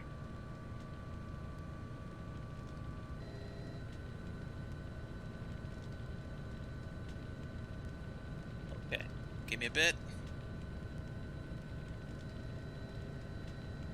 I purposely slid over to the right so I could avoid going past that crane.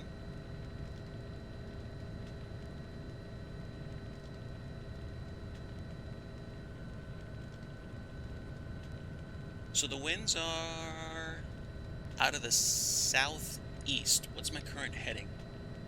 They're at my tail. So this is not the best way to land a helicopter, especially not in gusty weather. I should probably go around to the side. At least contend with the winds as crosswinds.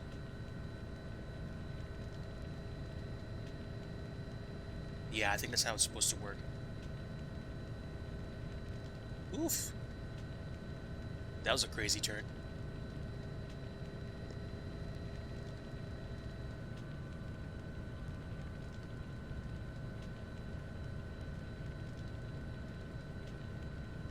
Alright, this is when the fun begins.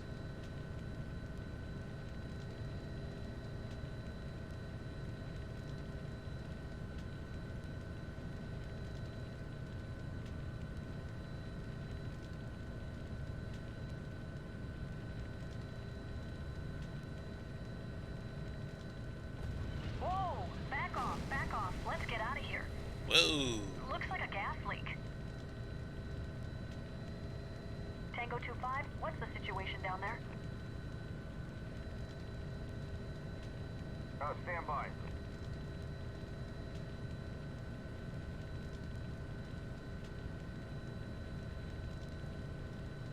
Yeah, it looks like we've had a minor gas leak. The fire suppression system should be engaging, but it hasn't yet. One of my guys is headed over to see what the problem is. Roger, we'll stay close. Keep me posted. Yes, sir. Ops, Trey 1. Trey 1, go ahead. We're orbiting rig Tango 2-5. As we were approaching, they experienced a small gas explosion. We've backed off and they're investigating. We'll continue to orbit. Roger. Trey 1, keep us advised of the situation. Ops out. Okay, will do. Trey 1 out. There's another one. This isn't good. Tango 2-5, what's the situation? Tango 2-5, Trey 1.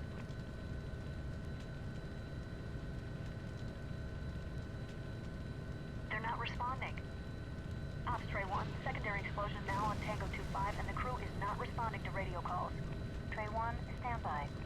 Trey 1, according to Trey roster, there are 3 crew members aboard rig Tango 2-5 at this time. We've alerted the Coast Guard and they're on their way, but the situation sounds urgent. Are you in a position to safely extract the crew yourself? Stand by. Sounds like the Coast Guard is on the way. I vote that we leave this sort of thing to the experts, but it's your helicopter. If you think you can get those guys off safely, then by all means, let's try. Okay, let's get him. Ops, Trey 1, we'll attempt to evacuate the crew. Roger, Trey 1. Proceed with caution and keep us posted. Ops out. Will do. Trey 1 out. Okay. Slowly circle the rig so both of us can look for the workers. There's one of them, on the helipad. Let's land and get him on board. Alright. So you have to circle around, look for the workers, and get them off the rig.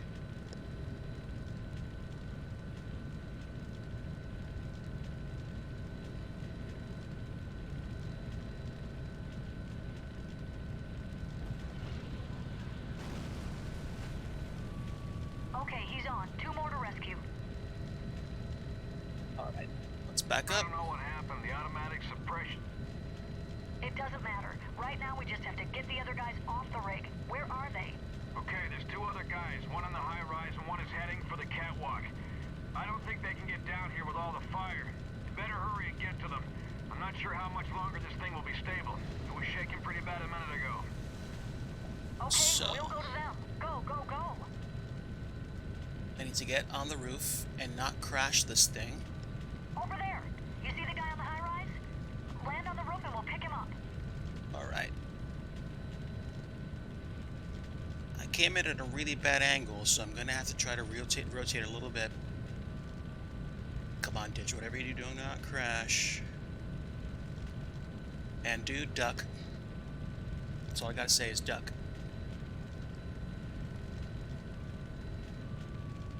That's 2. 1 more to go.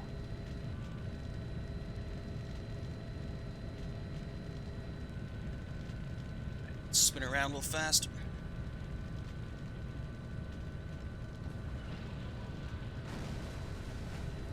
Alright, so the dude's on a catwalk. Catwalk is in the middle of all of that. Alright, cue the intense music.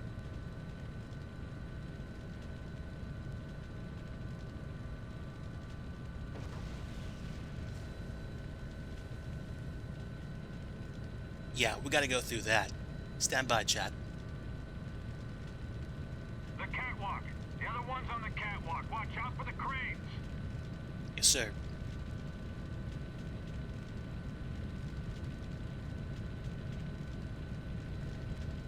Watch that cable.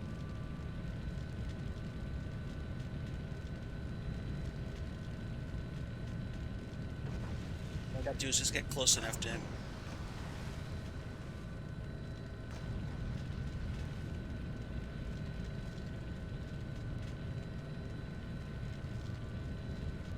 Okay, hold your position so he can climb on.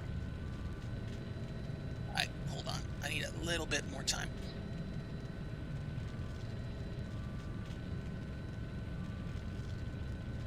This is where it gets really tricky. We're drifting. Try again. Alright. Slow voyage. Slowly. Point the nose forward. Let the helicopter work for Okay, you. hold your position so he can climb on. Got it. Let's All right, get out let's of here go. before the whole rig blows.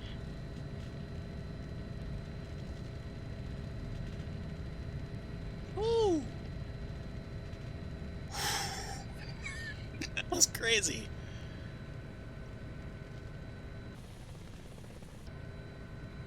Actually,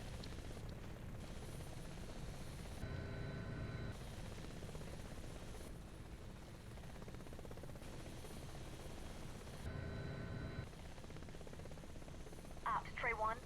Trey 1, go ahead. Good news. We have all 3 workers on board and are returning to base. That's great news. Really great. Now for the bad news. We're seeing multiple explosions on the rig. It looks like it could be a total loss. Roger, Trey 1. Just get back here safely. Both the Coast Guard and a fire crew are en route. Let them worry about the rig. Will do. Trey 1 out. Ops out. so yeah, another 30 seconds, and we would have been fricasseed. Wow. Whew. That's crazy. And that's intensity for an FSX mission. Only other time I can recall being that worked up was when I tried to do the avalanche rescue mission, and actually beat it once, but it is very difficult to do because you have to hover the helicopter and you have to work the winch at the same time. Good cinematic shot of the burning rig. Whew. Crazy. Alright. Let's go ahead and speed up a little bit. 2x speed. Shouldn't take that long to get back to the rig. Hello. Yeah, you're not going to be dropping off that oil. Or getting more. That thing's a done platform. It is crazy. It is crazy because you're dealing with landing pads and hitboxes. It's actually possible to be struck by one of the cranes. On one mission, the helicopter actually caught on fire, but we made it back to the platform to the base.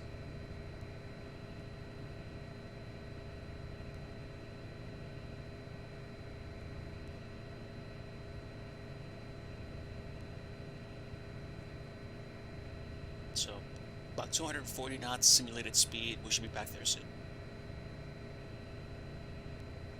It's tough. It's tough because not only do you have to stay in control of the helicopter, you have to be aware of the situation.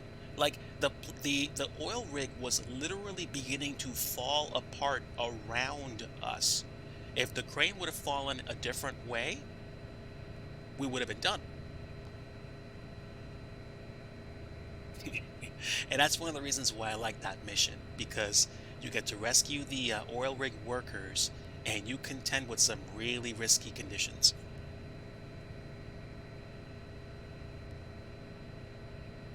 It's a fun mission. They are difficult to fly, I'll give you that. It's tricky because the way they work is just like it almost seems alien, in the sense that it's your lift is operating at a perpendicular angle to your flight pattern. It's hard to understand. There's the refinery, on the coast up ahead. Trey Ops, Trey 1 is 5 miles out, inbound for landing. Trey 1, wind 122 at 15, gusts 18. Welcome back.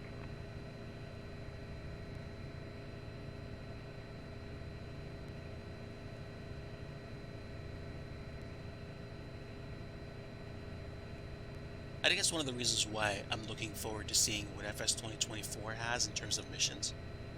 I mean, I feel like they have big shoes to fill, especially for scripted missions like this. But I'd be curious to see if they push the needle forward, if they move the needle forward, if they improve on the kind of missions that actually exist in this game. Yeah, Yeah, that's one of the reasons why I want FS 2024. Also, I'm trying to create scenery for FS 2024 as well as, try to do some more stuff in FS 2020 before it falls out of favor. So I will be continuing, or hopefully will be continuing to do not missions, scenery development. But it's gonna take some practice, lots of practice. So hoping for a good time learning it, and that it doesn't cost as much as it did for me to buy FS 2024. I hope we do not have a tiered purchase system, because if we do, and the differences between aircraft, I might not bite this time. I might just get the standard edition and upgrade later if it turns out that I really need a version that's actually there. Do I still use X-Plane? Yes, I do. Actually, 2 or 3 or 4 weekends ago, I actually flew X-Plane 11. But I drift a lot more towards X-Plane 12, and maybe that's the reason why I don't fly it so much, because X-Plane 11 has Ortho installed, X-Plane 12 doesn't. But in its defense, X-Plane 12 looks really good. Mission development could be a thing. I guess you'd have to learn the scripting language required for the game. But even if I created a really, really good mission, I would want good voice acting to go with that. And that's something that I'm not sure. I definitely don't have access to loads of folks to do voice acting. Although if I really looked around, one of my friends could probably hook me up with some people that would help me.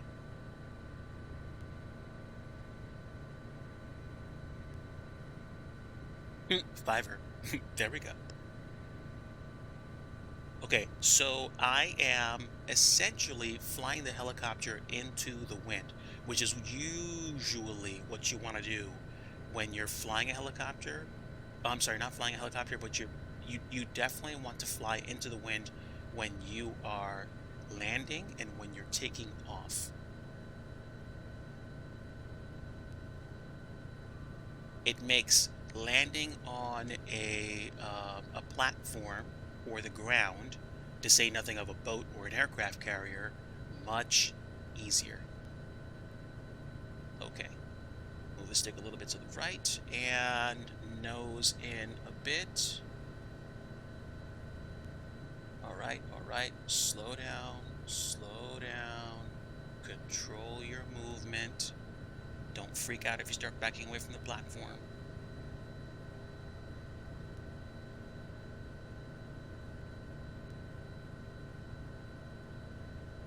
Nose forward a little bit, little bit, little bit.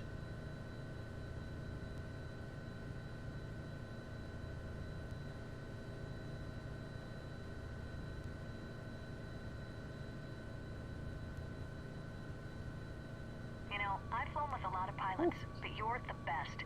That was some nice flying. Thanks for getting us back safely. Fantastic.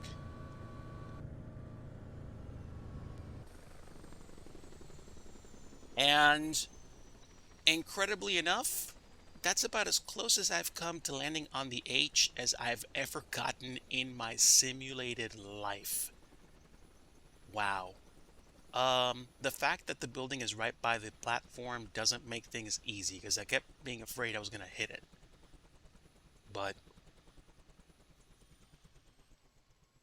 oh, I get it. I get it. And to be honest with you, Poro, um, it's nice, and it would probably help out even older technology, but you're not missing much in the way of upgrading to 12 other than enhanced clouds, atmospherics, maybe a slightly updated flight and weather model.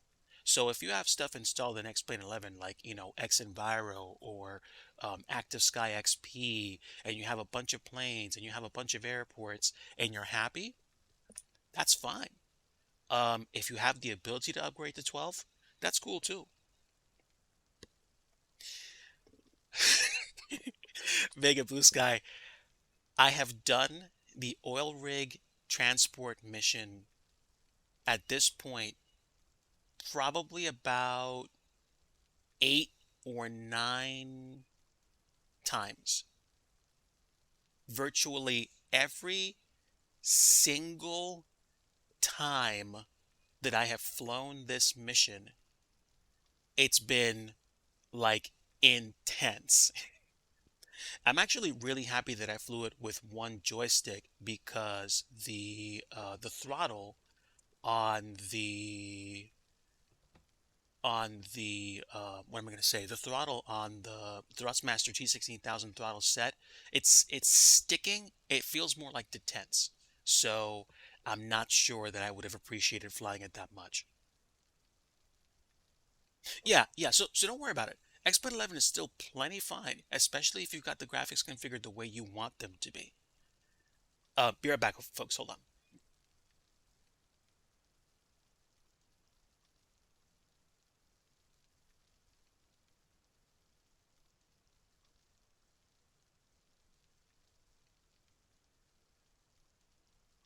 Very nice. I was just about to go open the door so that my one cat could come in, and she's right here. Very nice. So, what did you folks think? That was utterly nuts and intense in terms of uh, flying a mission like that. I think that Oil Rig Rescue is probably, in terms of ranking the FSX missions, probably my favorite one of all of them.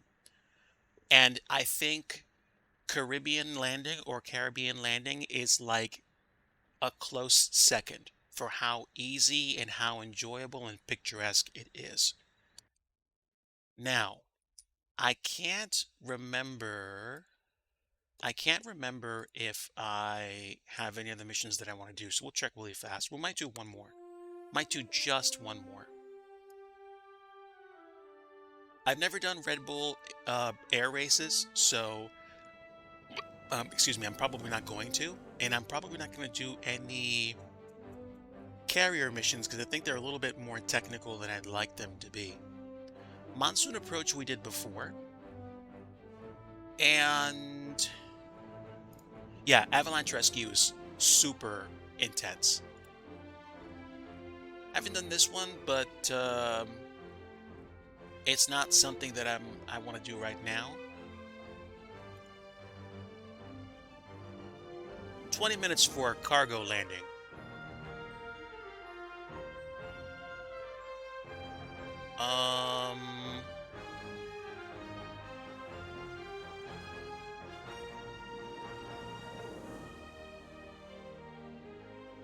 Honestly, sure, why not?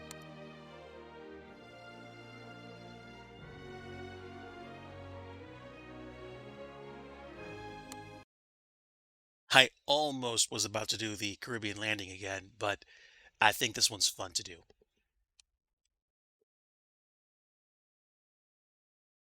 We'll do this mission, and then I'm pretty sure I'm going to be done for the day.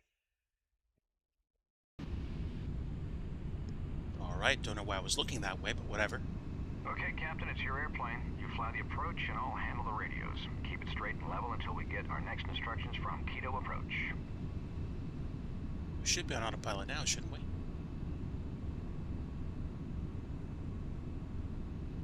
The ceiling is high today, so we can expect a visual approach. The airport's only a few miles ahead of us, but the controller will vector us out to the south and give us a right turn to line up with runway 35. The airport elevation is 9,228 feet. Okay, so if you don't mind, I'm going to make sure all my landing lights are on now. Reduce speed to 210 knots. Back to 210, global freightways 397 heavy. Bring the throttle, brake a bit, and slow to 210 knots.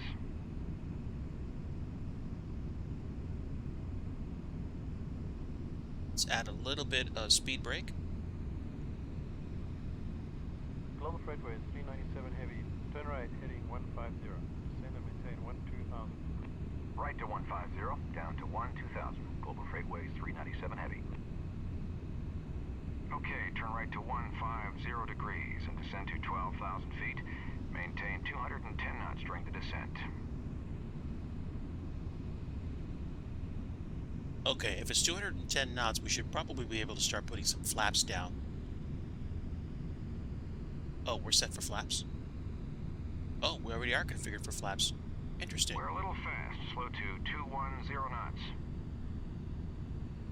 Alright then.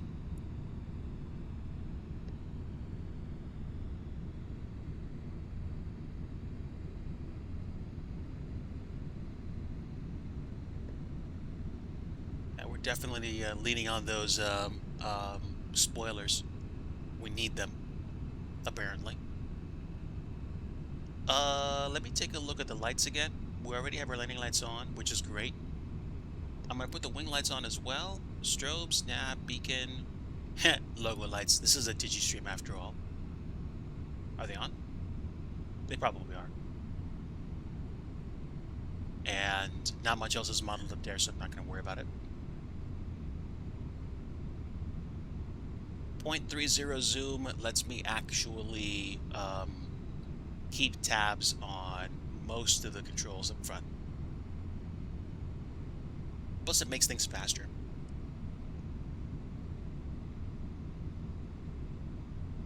Quito is no longer inside the city. It's been moved. So if I'm flying with FSX and I'm flying with, like, you know, to the new Quito airport, I'd have to download it or install it somehow because it wouldn't be modeled in the sim. This again was released, you know, literally over 15 years ago. So the new airport is literally in a field as far as this sim is concerned.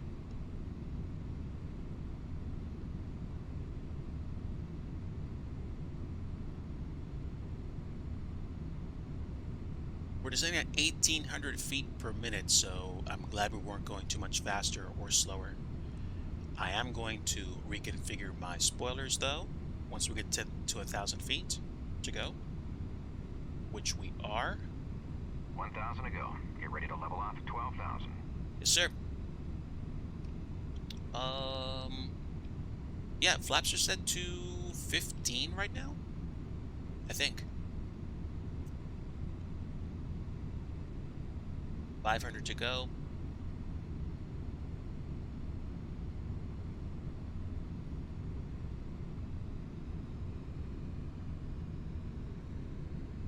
Alright, rearm the spoilers, and now we're leveling off at 12,000.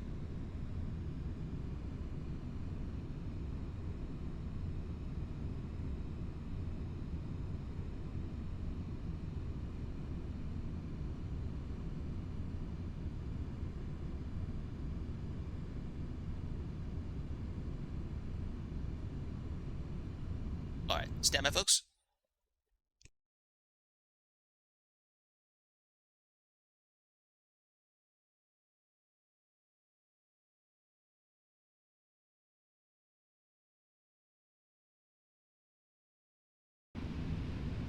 Let's let my cat out. Here we go. Seems nice and easy. What could go wrong? A whole host of things.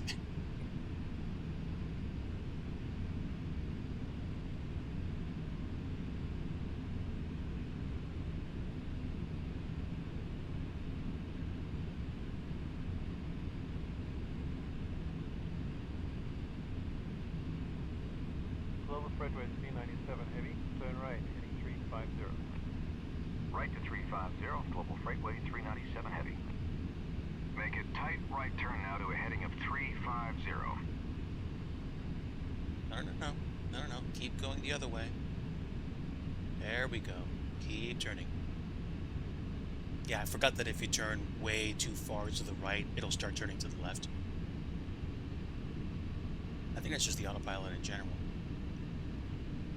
The autopilot also doesn't have the ability to let you choose the bank angle for the heading, so...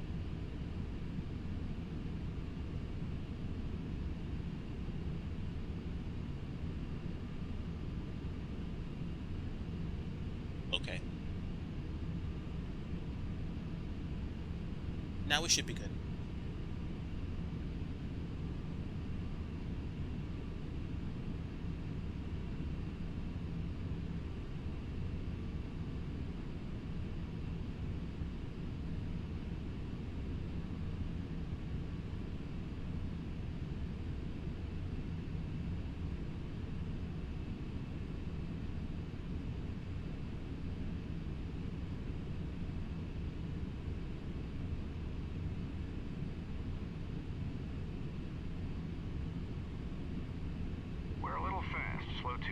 610 knots.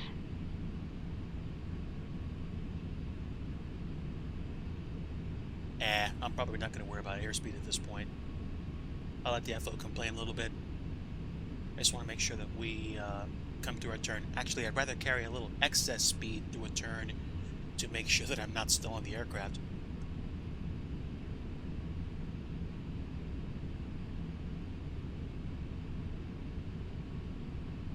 Stalls can happen at any speed, at any altitude, at any aircraft, but if I'm going through a turn with a big cargo-laden aircraft like this, I'd rather keep the airspeed on my side.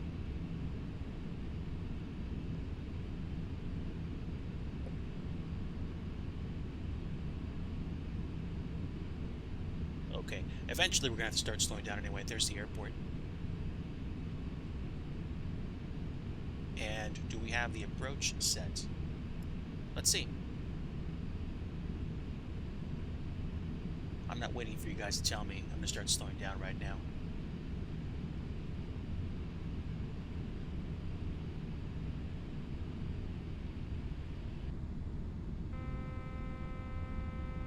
Alright, clear warning. 397 heavy, report the runway in sight. We have the runway. Global Freightways 397 Heavy. Global Freightways 397 heavy, cleared for the visual approach, runway 35. Cleared for the visual. Global Freightways 397 Heavy. Well, there's our approach clearance. That's the runway about 10 miles ahead of us. Lower the gear, set flaps 20, and arm the speed brakes. Bring the thrust back and slow to 155 knots as you descend toward the runway.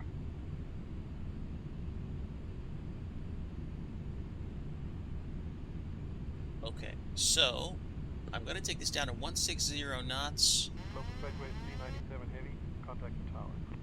Switching to tower, Global Freightways 397 Heavy. I wonder why the approach was taking me into the side of a hill. Global Freightways 397 Heavy with view on the visual. That's 35. weird. Global Freightways 397 Heavy, wind 340 at 15, runway 35, cleared to land. Cleared to land, Global Freightways 397 Heavy. That's okay. Flaps 30 and maintain 155 knots. We'll just buzz the neighborhood. You've got your cargo. We're coming in. Also, Final approach checklist. Set the flaps to 30 degrees. Landing gear down. Speed brakes armed. Final approach checklist complete. and now you guys know where my subscription alert comes from. Well, I do want more airspeed, so you'll pardon me if I don't speed up at the last moment here. Showing off the goods. Yeah, we're way not where we're supposed to be, but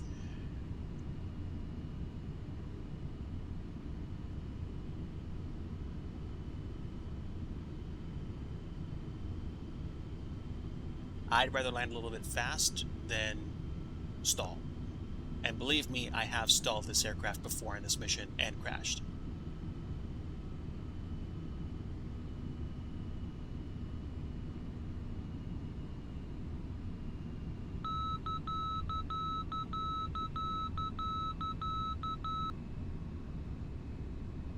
Excuse me? Yeah, there we go. My aircraft, please. Whoo-wee! It's gonna be an ugly landing. But it's gonna be a landing. Don't sink.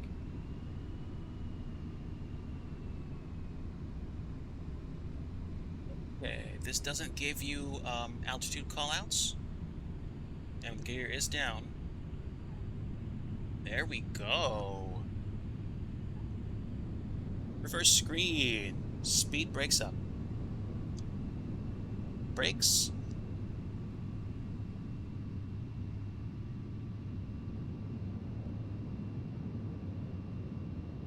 Global Freightways 397 Heavy, welcome to Quito. Turn left when able and taxi to the gate. Global Freightways 397 Heavy. Nice landing, Captain. Thank you. Glad that we didn't crash the plane. Ah, look at that livery. So simple and yet so nice. I think this is the cargo terminal, so let's just go straight ahead. All right, clean up.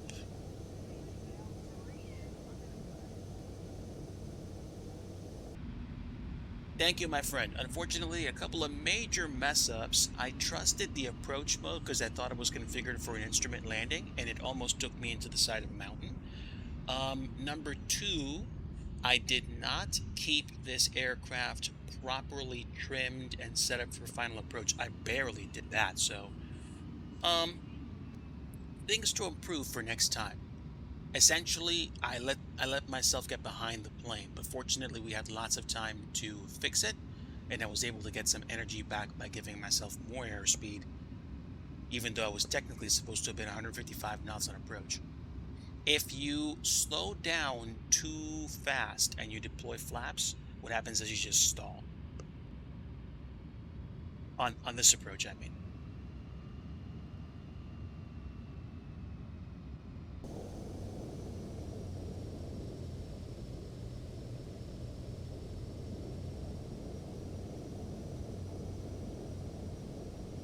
And there we go. Sweet.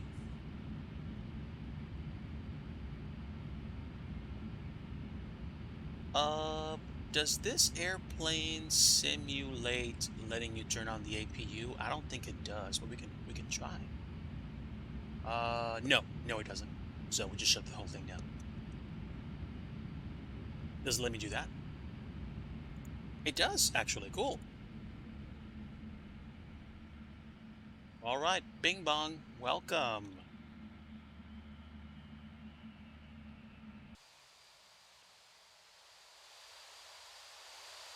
Excellent. Ladies and gentlemen, from the old decommissioned airport at Quito, which has been since moved outside the city, probably for obvious reasons, I'm going to go ahead and bid you a fond farewell. It was definitely fun doing the FSX missions this afternoon. And like I said before, this has the potential to become a continuing part of my repertoire, especially when I want to do nice and relaxing missions in between scenery dev projects. I am once again very much looking forward to what FS 2024 is going to provide in terms of missions, in terms of what they can do with the scripting engine, with the career engine. I mean, you combine really good missions with really good graphics, and you're probably going to get memorable experiences. I mean, sheesh, this sim back in the day, this was the top of the top of the crop in terms of, graphics and autogen and stuff like that. So I'm hoping for a very similar experience with FS 2024. We're gonna have to wait and see. We are gonna have to wait and see. Uh, yeah, that's gonna do it for me. I'm just gonna go ahead and end the stream right now and let you guys find your own way around. Hope you have a very good rest of your Labor Day weekend, or if it's Tuesday for you already, which I suspect it might be, especially in places like Tokyo, Sydney, and Auckland and Wellington and other parts of the Far East. Hope you guys have a great rest of your evening or great rest of your day. And we'll see what happens with regards to office hours this week. We'll see whether or not I actually do any of them. I'm going to try to, probably at least one. And if I do, it's going to be one of those where I don't use my microphone. There is a possibility that I'm not going to be doing any kind of streaming this weekend just to relax. I need to take care of something. Details aside, it's probably going to keep me, or might keep me off my PC use for a while. So we'll see what happens. In the meantime, folks, take care. Have a great rest of your day. And like I always like to say, if you want true peace, you want the Prince of Peace. That is Jesus Christ. Take care, and we'll see you next time.